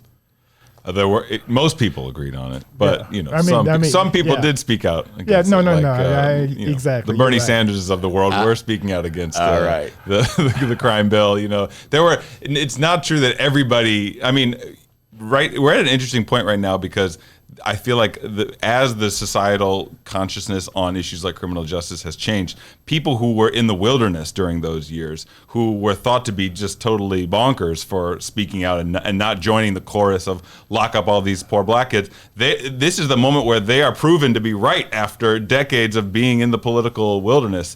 And the mainstream Democratic Party, to say nothing, obviously, of the Republicans, has been proven very wrong. So I think that's a very important discussion to have about who has the kind of ironclad morals that have been proven to be consistent and on the right side of history for decades now. That is a perfect point to take a break and get ready for the next chapter in this discussion, and that is looking into what the issues will be raised at the Democratic debates that will be taking place tonight and tomorrow. We'll be right back with Micah and Monroe after this. Hey, everybody. What you're about to hear are the piano stylings of Jeff Manuel. Man, listen to Jeff go. Jeff Manuel has been playing piano around Chicago for years. He's played for conventions, for celebrities, played in basement bars with blues bands. He's played at prestigious social clubs, fine restaurants, and in the intimacy of private homes. Book Jeff Manuel at jeffemanuelpianist.com. Don't worry, I'll spell his name at the end of this commercial. You know what Chicago Magazine said?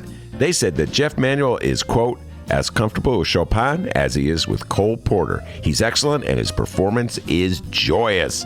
He offers an elegant stream of compositions and interpretations that entertains the mind but won't hurt the ears. To hear more of Jeff Manuel's work and to book Jeff for your next event, go to jeffmanuelpianist.com. I'm going to spell it out for you, people. Jeff. M as in Mary, A, N as in Nancy, UELPIANIST.com. Take it away, Jeff Manuel.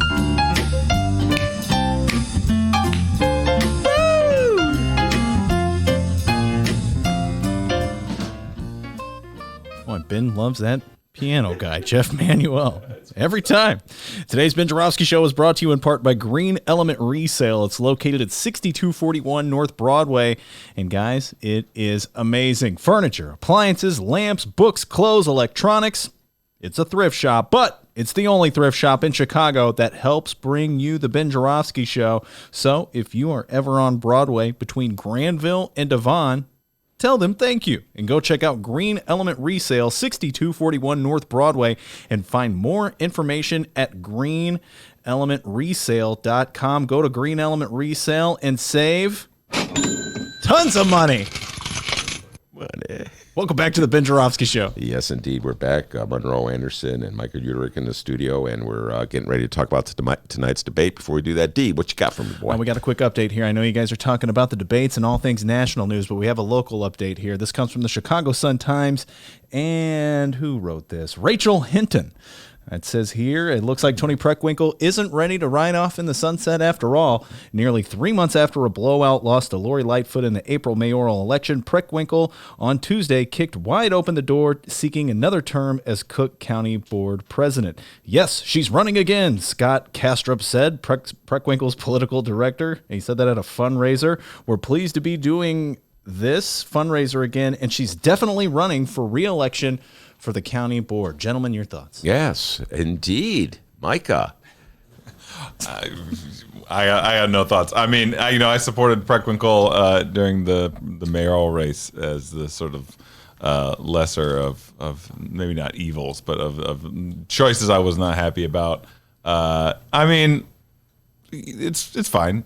I don't have a strong opinion about it either way. I got to tell you that I did not view either candidate as a quote-unquote progressive. No. In the conventional terms of Chicago politics, Monroe, because generally I view a progressive in Chicago politics as someone who is willing to really put it on the line and go after the powers that be in this town. And Tony Preckwinkle and Lori Lightfoot had been absent from every major fight of the last 10 years. And so I didn't view either one of them as progressive. I thought them as good liberals, good Democrats, to one degree or another. So I had a hard time seeing one or the other as a progressive. I was I have to tell you, D, there was such an about face. I'm used to this now in politics, where politicians, change their mind. I mean, we all have the right to change our mind, right? But that was such an abrupt about face because she announced she wasn't going to run again, and then she made it clear that all of a sudden she's running for mayor. So it's like she doesn't even want the job; she'd rather be the mayor. It kind of made me think as though somewhere in the back of her mind she was relieved that she lost for mayor, that she never wanted to give up the job in the first place. It's just a bizarre. Well, it's a horrible job. Which one, mayor? Yeah, mayor. I know. Right, so why would you want it? Exactly. Why would you want that? I mean, we're in debt up to our ears. Yeah. And there's no obvious way out of this. And so why would you want the job? Well, you would want it for one of two reasons. One, you either just really like being in power, or two, you have a real transformative vision for the city. You have an idea of how we can get out of the all the terrible fiscal situations that we're in through progressive solutions, and you're going to be the one raising taxes. No, exactly. And so I don't know. Maybe the former was more of what was in her mind than the latter. It's leading me to believe that she never really wanted to be mayor. I cannot read Tony Preckwinkle's mind. Every time I try to interview her, she ducks and dodges and avoids the question. So it's really hard for me to know what's on her mind at any given time. But I come into the conclusion that she probably didn't really want to be mayor, that so many people just told her, oh, you're next, you're going to win, this is it for you, everything has come together at the right moment. And if you're a politician in the city of Chicago, mayor, the mayor's seat is the seat. So she ran for it, thought she was going to win hands down, and then all of a sudden she was in a losing position. Well, that's what I was going to ask. Two questions. Will the results of the mayoral election affect her run when she runs again for an election? And two, if she would have won the election, Would Mick Jagger have given her a shout out at that was the next point I was going to make. That's what we all want to know. Because that's the other thing. When you're mayor of the city of Chicago, you're number one celebrity. Mick Jagger comes to town and goes, I want my good friend, Cook County Board President Tony Preckwinkle. Please don't do the accent. Mick Jagger. We're going to lose all of our British listeners. Going to offend them all. Tony Preckwinkle, when she runs for re-election in 2020, just think about this. The big issue will be the presidential race. On the local level, statewide, there'll be a fair tax initiative. That'll probably have... And Jesse White will be running again. Yeah, Jesse White. Will he be? No. He got elected in the last cycle, so he will not be running in 2020. So I don't think... I'm just joking about age. Age. And But since I'm an old man, I can do it. Yeah, so... I don't think people will be paying attention to the Cook County Board president's race. All right, Micah, we have big debate tonight. Round number one. I'm not going to give you the Dennis trivia question that I gave him to name all the people who are in tonight's round. Thank you. Lucky you. Dennis got that question, and he correctly named 2 of them. So let's give him credit. That was like 3. There are 10 people running, who are participating in the debate. So what are you expecting in terms of the kind of questions, issues that'll be raising that are important to Democratic voters? Well, tonight is kind of the B team debate, right? With the exception of Elizabeth Warren. Mm-hmm. I'm going to guess that she really, everybody wants, especially on the B team debate, to have a moment where they can sort of break out from the pack, some kind of YouTubeable thing, memeable thing that'll pull them away from all the other contenders.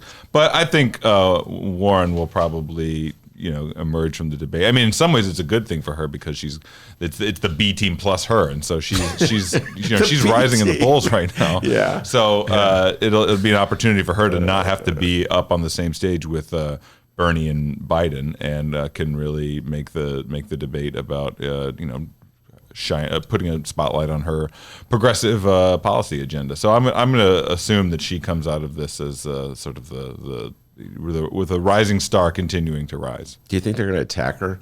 When you put it this way, that it's the B team debate. So I will now name the other people who will be on tonight's debate. Beto O'Rourke will be up there.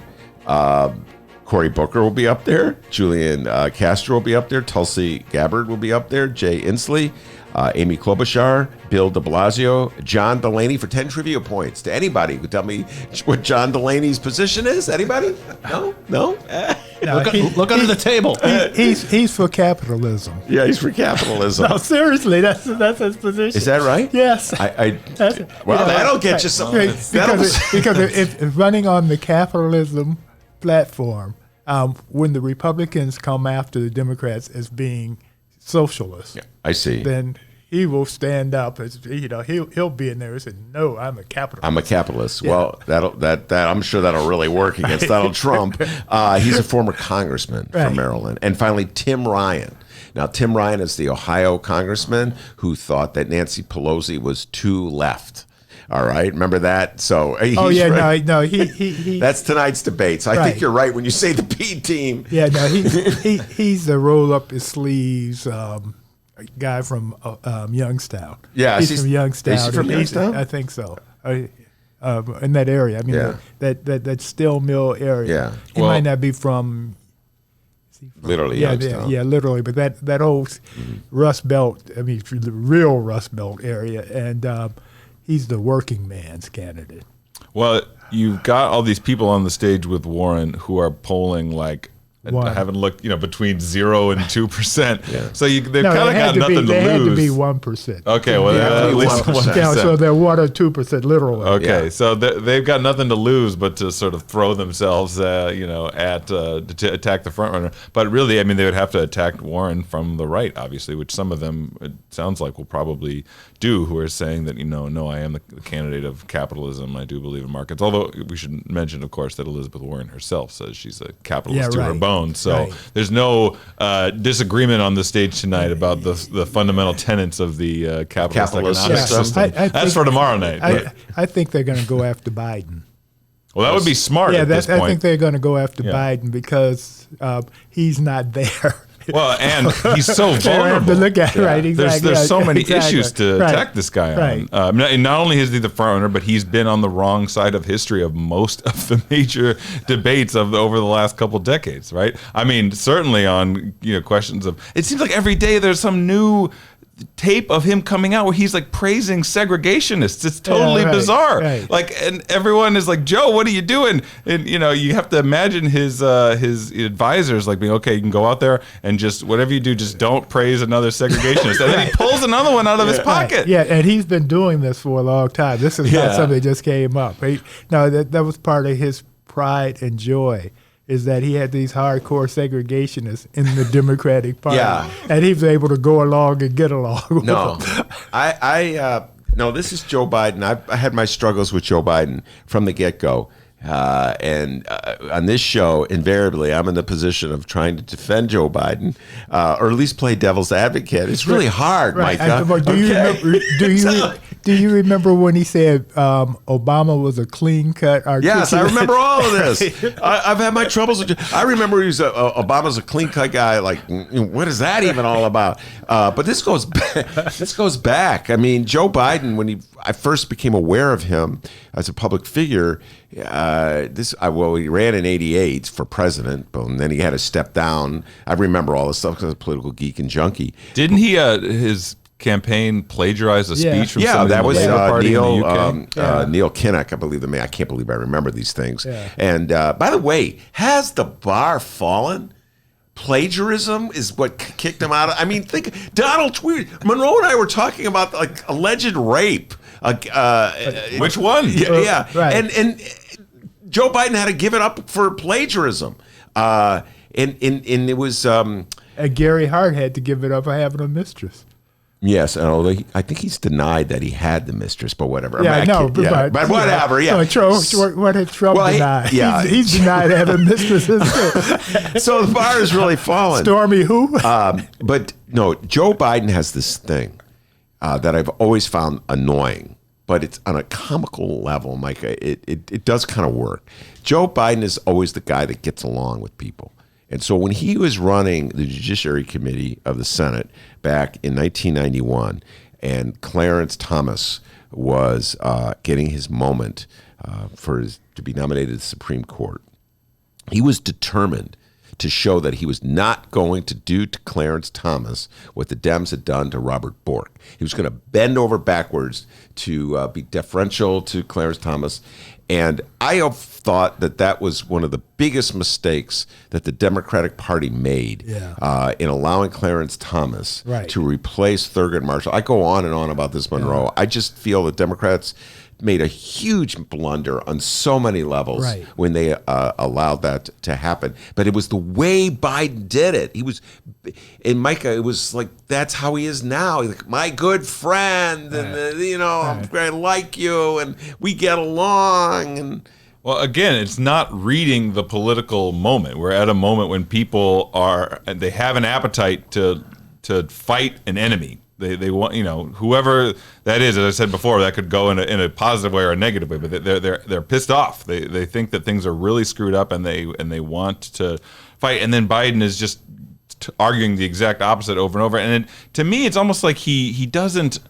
Maybe it's because he's been in Washington so long that he just doesn't have a line on what average people are thinking at this point, but he's just sort of rolling out all of the classics, and people are not asking for the classics anymore. They want something different. But he keeps insisting, like, no, actually, I will. I'll give you the go and get along. I got friends from all over the place, and we're like, no, we don't want friends right now. We want a little more enemies. Exactly. And Buttigieg is playing the ageism in a very slick way. How so? He says, we don't want to return to the 50s, and nor do we want to return to the 90s. Which is funny because Buttigieg's political approach really is sort of like the Democrats in the 90s. Yeah, I know. You can't imagine Buttigieg doing something different during the Clarence Thomas hearings than Biden did in the 90s, right? They represent that same kind of centrist, we just need to get past our differences to work towards the common solutions to the empty kind of language. Exactly. Yeah. And this is this practice throughout the years in America. always ends up in black people getting screwed. The North and the South decided to get back together. You know, the same guys having the same type of conversation, and so they ended Reconstruction. And the couldn't we all just get along? Why do we got to do this whole Reconstruction thing? Exactly. Let's put our differences behind us. Exactly. All right, now Buttigieg is tomorrow. So he's on the A-team debate. Yeah. He's tomorrow. He's not tonight. And this was lottery driven. Now it wasn't where they actually had a. It sure looks like this was fixed. This may be the kind of lottery they got in the NBA to determine who gets to. Somehow or other, the Bulls didn't get Zion Williamson. It looks like that kind of lottery. I wondered if the Bulls were going to come up during this segment. I knew they had to come up somehow. Oh, come on, dude. You know what show you're on, right? But all right, so Micah, how's Peter Buttigieg going to get out of this? Peter, nobody ever heard of the guy before. Nobody ever heard of South Bend, Indiana before, except a few Golden Domer lovers out there. And he made himself a name. He was a coming force in the Democratic Party, it seemed. He's a 37-year-old guy. And now suddenly... Well, he's very smart. He's very smart. Buttigieg. He really is. But that's his whole shtick, is exactly. I'm a smart guy. Yeah, he is smart. I speak a million languages, blah, blah, blah. I saw him interviewed yesterday. Yeah. And he already has a whole spiel on racism in America that is very slick. It is very. I mean, you know. What was that spiel for the last 8 years? Right. I know. No, I'm saying he. Or the last week. Right. Yeah. No. He sat down and he thought about it and he figured it out on how to sell it. You know, whether it's in his heart or not, I don't know. Probably not. But he really did. I mean, the way he talked about he talked about how racism was systematic and we had to go to the. I mean, he was saying all the right things for intelligent people factoring in racism in America. But then if you watch or listen to these clips from the last week coming out of South Bend around this police shooting of a black man in South Bend. Oh, yeah, I know. I mean, people are not, the people of South Bend, Indiana are not happy with him. So it could go very badly for him if he wants to give that kind of speech during the debates. And then, how about what's going on? Right. How about what the people of South Bend, Indiana have to say about your treatment of racism? Exactly. No, this is his problem. First of all, South Bend is 20% black. 20. I think it's actually 26%. But yeah, whatever. Okay, in his 20s, and it's 5% of the police force are black. Yeah. And so one of the things, and then the other thing is the guy didn't have his camera on. He should have been fired. Oh yeah, he had his camera. Right, yeah, he was wearing the camera, but it was absolutely. Yeah. The police officer who did the shooting did not have his camera on. Micah and Monroe will be back after this. We got to get down to business. Okay.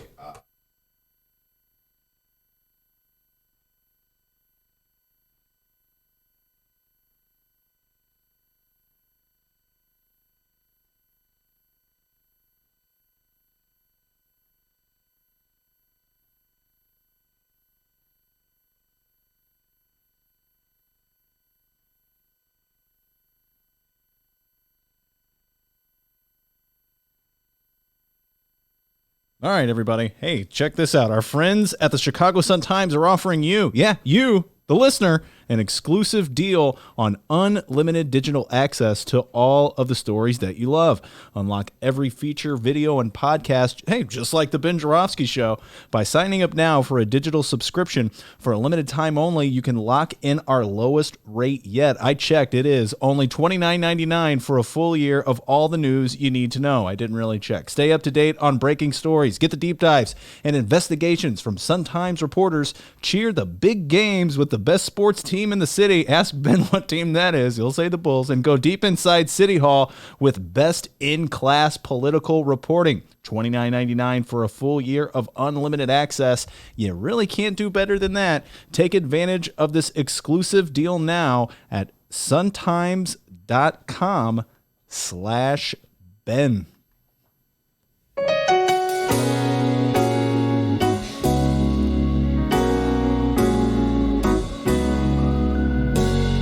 Welcome back to the Ben Joravsky Show. Mr. Joravsky, take us home. Yes, indeed. That music means we're almost done. Not done yet. And by the way, that's Micah on the piano. Did you know that, D? Whoa. Yeah, man. The guy can play the... Multi-talented. Not only writing a book about Bernie Sanders, which we should talk about, your Bernie Sanders book. Bigger Than Bernie is the name. I did it right off the top of my head. But he plays the piano. And before I ask my big question about tonight's debate. Also, you're right. We haven't talked Mueller. Cannot be a Ben Joravsky Monroe segment. Hold on, Monroe. The Mueller Report. Mike, have you read it yet? I've not read it, no. Start reading. That's a big one. Yeah. I read about it. You read about it? I read all about it. Any page you go to, you can go and find some interesting things about the man you elected president. And Leanne's going to come into conversation. She's got a couple questions she wants to ask, or we'll bring her on. Before we do that, D, you got an update for us? Yeah, I did, but I was going to play another video, but I'm trying to figure out this board. See, that song, I can't figure out how to stop that song and play the video. So, oh, yeah, man. Hey, where's Brian?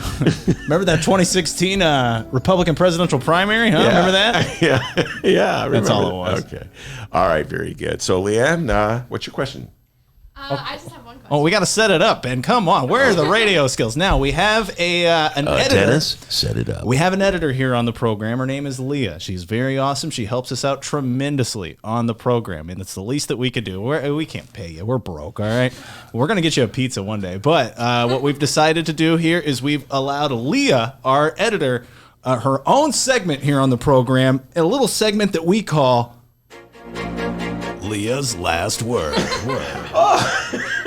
That's how you set it up, pal. That's how a guy went to radio school. All right, here you go, Leah.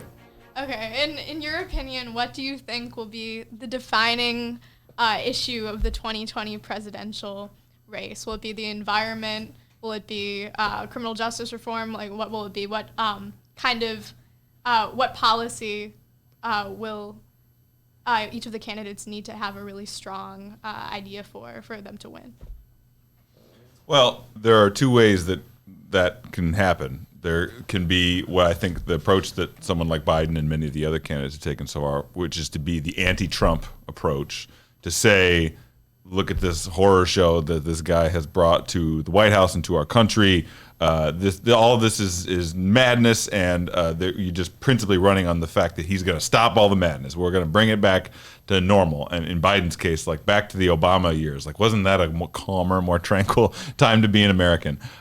Versus someone like Bernie Sanders or Elizabeth Warren, who has not just the anti-Trump vision, but a kind of positive vision that speaks to the real needs of people in the country, that says that, inequality is rampant, that, student loan debt is out of control, that people we need a change in our healthcare system. It's putting forward that the issues around, the economic struggles that so many average people are facing, and making that a kind of centerpiece of the campaign. You can kind of guess where I fall on which one of those the Democrats should take up for 2020. But I think that's how it's shaking out so far, and there's going to be a lot. I think that polarization is going to continue to be driven. We'll probably see it in the debates. Is it just the sort of people talking smack about Trump, or is it putting forward their own positive, progressive vision for the future? I think, ironically, healthcare is going to be the issue. The same thing that did Obamacare was this horrible thing 4 years ago. Now it's going to be the issue above all, along with those other liberal positions that Micah talked about. Yeah. Now, Leah, I have a question for you. What do you think will be the defining issue for this presidential election? I'm not sure. That's why I asked. You can't get out that way. Leah's cool, man. I like Leah. Yeah, Leah's like, I already figured this out. Ben, she's 19 years old. She got a while. She's got a lot of opinions. She heard before the show. But that was a very polite way of going, dude, what the hell are you talking about? That's why I asked the question. I ask the questions. I don't answer them. Okay. So that's our first installment of Leah's Last Word. Man, come on now. Wait, she's not done. You got another question? No, that's one question. The second question is, who's your favorite Rolling Stone? I know like two of them, man. I'm 31. I don't know. That's what I said. No one knows those other guys. Monroe, can you name 2 Rolling Stones? Oh yeah, Mick, and the guy who's drugged up all the time. We'll give you that one. Let me tell you a quick Rolling Stone story. Go ahead. Okay, one of my close friends is Sugar Blue. Yeah, the harmonica. Yeah, player, right. yeah. I'm his 5-year-old son's godfather. Mm-hmm. He played with the Stones. Yes. Not the kid, the father. Sugar Blue. For 10 trivia points, name the song. Well, it was the Some Girls album. He played on several, but the one that I love is Miss You. Thank you. And one of Micah's favorite songs. Yeah, and so he plays on that. Yeah. And he basically got paid in cocaine, not money. Yeah, wow. So, and I mean, they just ripped him off big time. He was young. He was 21, That's an old 22. story in the business. Yeah, I know. And so that's why they called the movie Cadillac Records. Remember that movie? Yeah, right, exactly. So I have mixed emotions because he's almost over it now. Yeah. He's in his 60s. I just have a one time I was driving the car listening to the oldies rock station, which I usually listen to. It's just the rock station to you. Yeah, and you're old. They played "Miss You," which is this classic from I think the late 70s. Yes, 78 with this great harmonica solo in it that is definitely not done by Mick Jagger. And when the disc jockey came back, he said, "Man, that Mick Jagger can really play the harmonica." I'm like, God dang, man! Not only did they pay the guy, exactly. they didn't pay him the money. Exactly. Yeah. Anyway. So no, that's an old story. Blue now lives in China. Yeah, that's how far he was away from the Rolling Stones. Right. All right, Micah. So you're writing a book about Bernie Sanders, Bigger Than Bernie, and the theme of the book, as you stated the last time you were here, is that the movement is larger than just one man. That said, do you think that Bernie Sanders has changed the Democratic Party permanently? That this is sort of my theme today, that he's moved the party to the left far beyond anything that I could even imagine as recently as the 2016 election.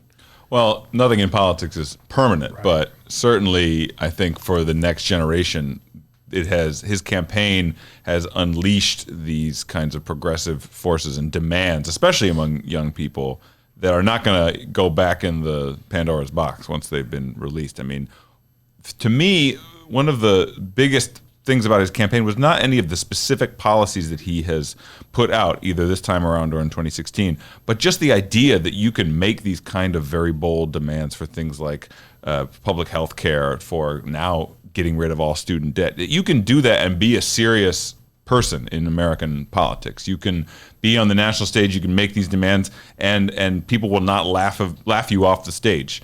That's also been true, I guess, of Trump's campaign from the other angle. I mean, like, anything is possible in American politics, for better and for worse. So I think that even if Bernie doesn't win, I mean, I think he's still kind of even though he's in the number anywhere between number 3 and number 2 in the polls right now, whether or not he wins the White House in 2020, I think that hunger and desire for a real progressive politics, a real left-wing politics, it's being seen in all of these people like AOC, like Tiffany Caban, like the 6 members of the Democratic Socialists of America who are on the Chicago City Council now. It's unleashed those forces, and we're going to be, in the years and decades to come, that new political generation is going to reshape American politics in a leftward direction.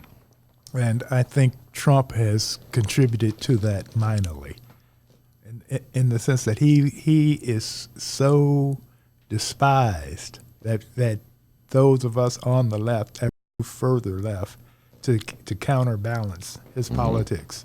Well, and I agree with that. And I think, in 2016, there were a lot of people, especially young people, but people of all kinds, who were maybe said, okay, this Bernie guy's got some interesting stuff to say, but we have to go with Hillary Clinton because she's the one who can actually defeat Trump. Yeah. That was their main selling point, right? Like, you can't go too far to the left. We got to find somebody who people will actually vote for to beat this guy. And then, of course, that didn't happen. Yeah. So you don't Thanks, go, Putin. Yeah. So you don't need to go. Well, but Putin didn't convince Clinton to run this kind of centrist campaign to really sort of try to hug the center as Donald Trump was going off the deep end. Okay. My point is just to say that it is not only the morally correct thing to do, in my humble opinion, to push politics in this leftward direction, but it can also be a strategically smart thing to do because you excite people about a political vision, and it's not just sort of like the same old centrist politics that we've been hearing from the Democratic Party for several decades now. Bernie pushed Hillary off the center. He pushed her to the left. Now, obviously, she wasn't as left as he is, and she wasn't as left as the Democrats have become. Yeah. But she was a long way from where her husband was back in the 90s. Yeah, and it didn't sound legitimate when it came from her. It sounded almost as though she was trying to hurry to catch up with Bernie Sanders, which I kind of feel Joe Biden will sound like. Now, let me ask you this, young Micah.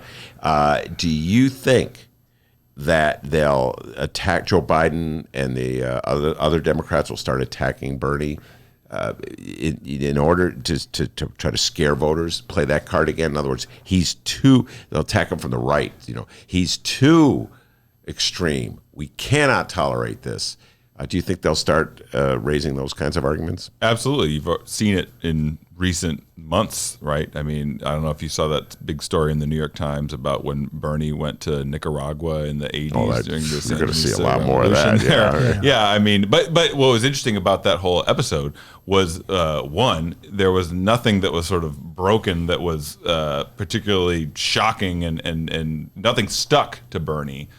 From that whole incident. It was clearly an attack to paint this guy as this wild-eyed, anti-American, pro-communist dude who's hanging out in Central America. And instead, we started having a conversation about what was it that Ronald Reagan was doing with the Contras in Nicaragua. Like, why did Bernie feel the need to go there? And Bernie just ended up looking like somebody who, unlike someone like Joe Biden or even Elizabeth Warren, as supportive as I am of her campaign, he's been singing the same song ever since the 80s. The stuff that he was on the record saying about Reagan's meddling in Central America in the 80s is pretty similar to the stuff he's saying now about the U.S. involvement in the war in Yemen and all kinds of other stuff. So I think it has this perverse in the eyes of the people who are attacking him effect of actually just proving to people that this is a guy who's been morally consistent, who has not been flapping in the breeze trying to read the political winds, but actually has real convictions that he's stuck to.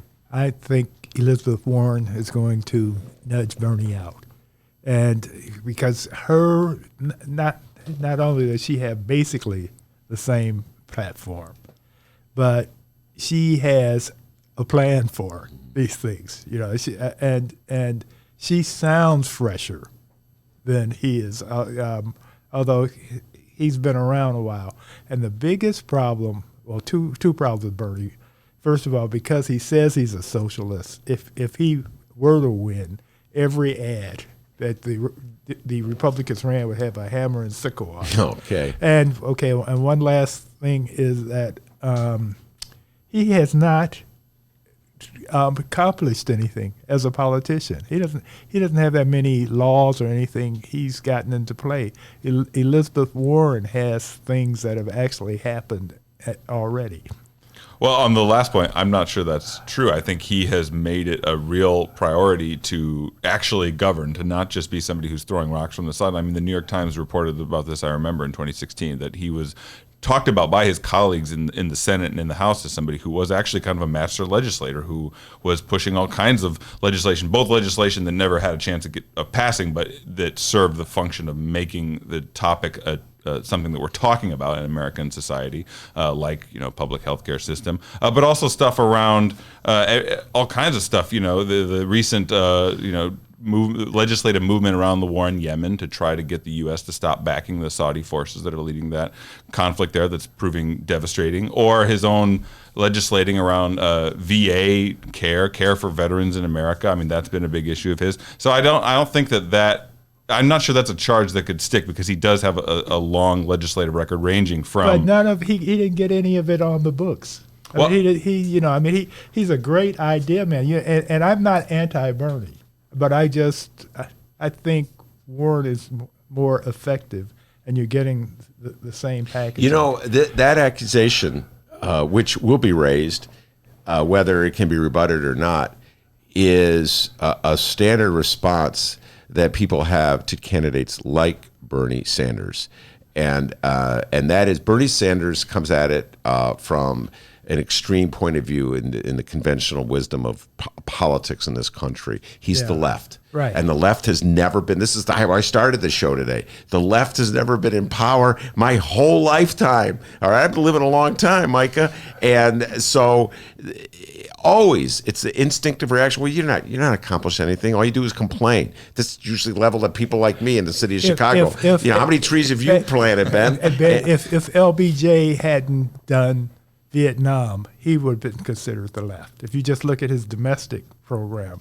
Absolutely, and that's right. Vietnam is everything. Exactly. In that sentence, Vietnam is everything. Exactly. That's the tragedy of LBJ. We could talk about that forever, Right. Monroe. But he just effectively destroyed the credibility of all those programs that he's pushing with the Vietnam War. And took the money to pay for it. He took it out of the Man, Democrats are there. No matter what happens, you can almost depend on the Democrats to screw stuff up. I hate to end the show on a down moment. Way to go! It's a bi-party. Well, can I just say on the previous point that Monroe made about the hammer and sickle on every ad? Yeah. Mm-hmm. I think that you're right that they will do that 100%, and we would have seen that in 2016 if Bernie had become the candidate then. But I think that stuff doesn't stick in the way that it used to for people. I think in part because it has been used time and time again. We remember in 2008 onward, Barack Obama was the socialist, right? If you watch Fox News now, every night AOC and Bernie are on there, and it's like socialism, and it tells you the stuff that the crazy, scary socialists are going to bring, but then it lists them out, and it's like healthcare and student lending. You're like, oh, that sounds pretty good. Actually, maybe this whole socialism thing could be something good. Right. No, for you millennials, it's not a big deal. It's not going to bother you at all. And I think there was a poll that said 40% of you think that socialism was fine. Smart generation. Yeah, right, exactly. No. It's only 40%? Of millennials. Or self-identification versus capitalism. Exactly. Yeah. But but I have no problems with socialism. In fact, when I fight with right-wingers on Facebook, I ask them, do they know the name of the top 10 happiest nations in the world? And all of them are socialists. So if socialism, and we're ranked number 16 or 17. In terms of happiness? Yeah, in terms of happiness. Right. America is, this great country that Trump has created. So I don't have a problem with that, but there are a lot of people, particularly of my age and white, that do. Monroe, I got to tell you, I almost look forward to, I have not decided who I'm going to vote for in this one, but the notion of Bernie debating Trump, I kind of look forward to, because they both break the mold in so many ways. You just look at them. Right. Elizabeth debating Trump would be incredible. Yeah, that would be in its own way. But Bernie, when you just look at Bernie Sanders, he blows up every single stereotype you have of a conventional politician. He's rumpled. He doesn't comb his hair. I mean, he dresses like me. It's just impossible for me to think of this guy as Bernie may dress better than you. Yeah. Hey, I'm wearing a nice shirt today. Okay, well, I see I'm up against the Bernie bros, so I'm just going to be quiet. Yeah, no, he's an Elizabeth Warren guy. So, but I don't know. The notion of Bernie I think one thing you're going to hear, Warren or Bernie Sanders, free stuff. You're going to hear the Republicans talk, or Donald Trump, they're going to talk about free stuff in Fox News all the time. They talked about it with Obama, free cell phones. And Who doesn't like free stuff? Yeah, I love free stuff. Yeah, right. I've never seen anybody turn down anything free. And corporations love it most of all. Speaking of which, have a delicious free lifesaver.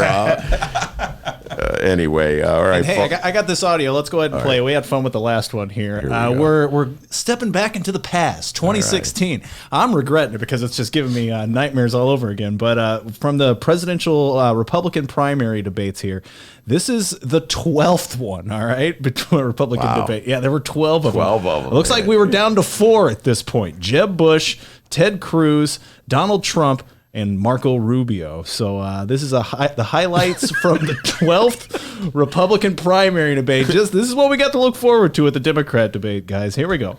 Oh, the cool music again. Yeah, I love that. Thanks, CNN. This election, this debate is not about insults. It's not about attacks. I'd be, maybe running for president of Croatia if we didn't have immigration. We're going to come up with solutions. We're going to find the answers to things. And so far, I cannot believe how civil it's been up here. Last night you told CNN, quote, Islam hates us. Did you mean all 1.6 billion Muslims? I mean a lot of them. I would love the relationship between Cuba and the United States to change, but it will require Cuba to change, at least its government. He's taken to asking people in the crowd to raise their hand and pledge their support. This is a job interview. We are here pledging our support to you, not the other way around. Do you believe that you've done anything to create a tone where this kind of violence would be encouraged? I hope not. What will you do to take his very passionate supporters and keep them from bolting the convention and sabotaging the fall election? Well, look, there's some folks in Washington. Trump.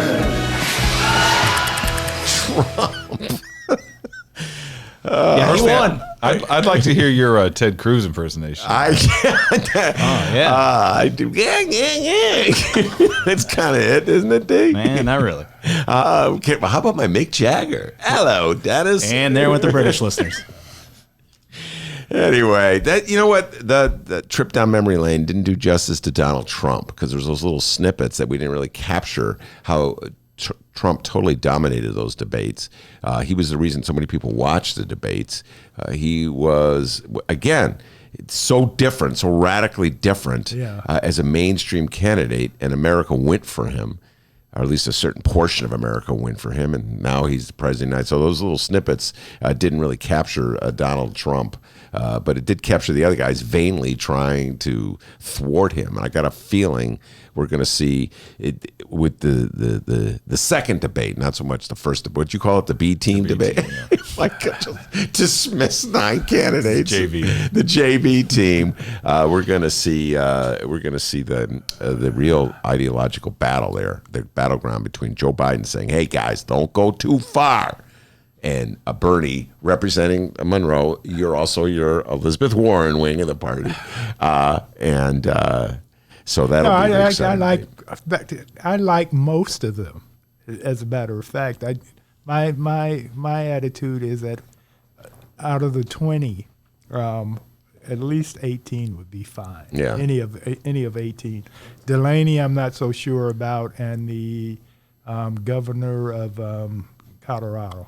Oh, Mike, he's not even in. No, he'll be in the debate. He's in there. There's 4. All right, here we go. Here's the final trivia question of the night for Micah, and if you get these correct, you win nothing. Dennis will give you $100. Oh yeah, okay. All right. Good luck getting it.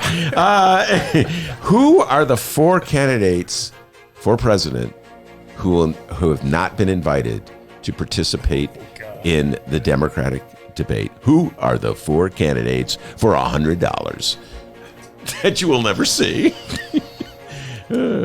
I can't keep them all straight. I don't even. Can you name one? Oh, the 4 I can name one. Okay. Messam. Yes, very good. Can you name his first name? No. Okay, that would be Mayor Wayne Messam. I've never heard of this guy. Yeah, well, he's that's why he's not in the debate. One more time, a former representative, Joe Stesic, who from Pennsylvania, just entered the race, so he's too late to get in. Dennis' favorite, Seth Moulton of Come on, Massachusetts. Seth. Yeah. Mike Gravel, right? No, he's not on my list of any list. I think Gravel is not on for tonight or tomorrow, but he's hoping to make a future one. Yeah, he's got those you read about him? He's got the teenagers running his campaign. No, I know about it. You're right, from Alaska. Anyway, and Steve Bullock from Montana. Anyway, all right, very good. That's the end of our show for today, Mike. I want to thank you. Steve is the only one who has won a red state out of everybody. Isn't that interesting? His claim to fame. Yeah, that's his claim to fame. Monroe, thank you very much. Micah as well. Leah, great job as always. Micah, where can people find you? Oh, yes. Find me on Twitter, Micah Utricht, MichaUetricht. But I would prefer that you go to jacobinmag.com, where I'm hard toiling every day on bringing you content. So So jacobandmag.com. All right, very good. And thank you very much. And, of course, the man, the myth, the legend behind the board, the pride and joy of Alton, Illinois. You know what they call him down there, Micah? White Lightning. Man, my man. Oh, hey. No one calls me that. Yeah, everybody in Alton calls him White Lightning. And Monroe and Leah. I already said Leah. Okay, making sure. Yeah. Come on, man. I said Leah. And everybody did a great job. And D, give yourself a raise. Take it out of petty cash. See you tomorrow, everybody.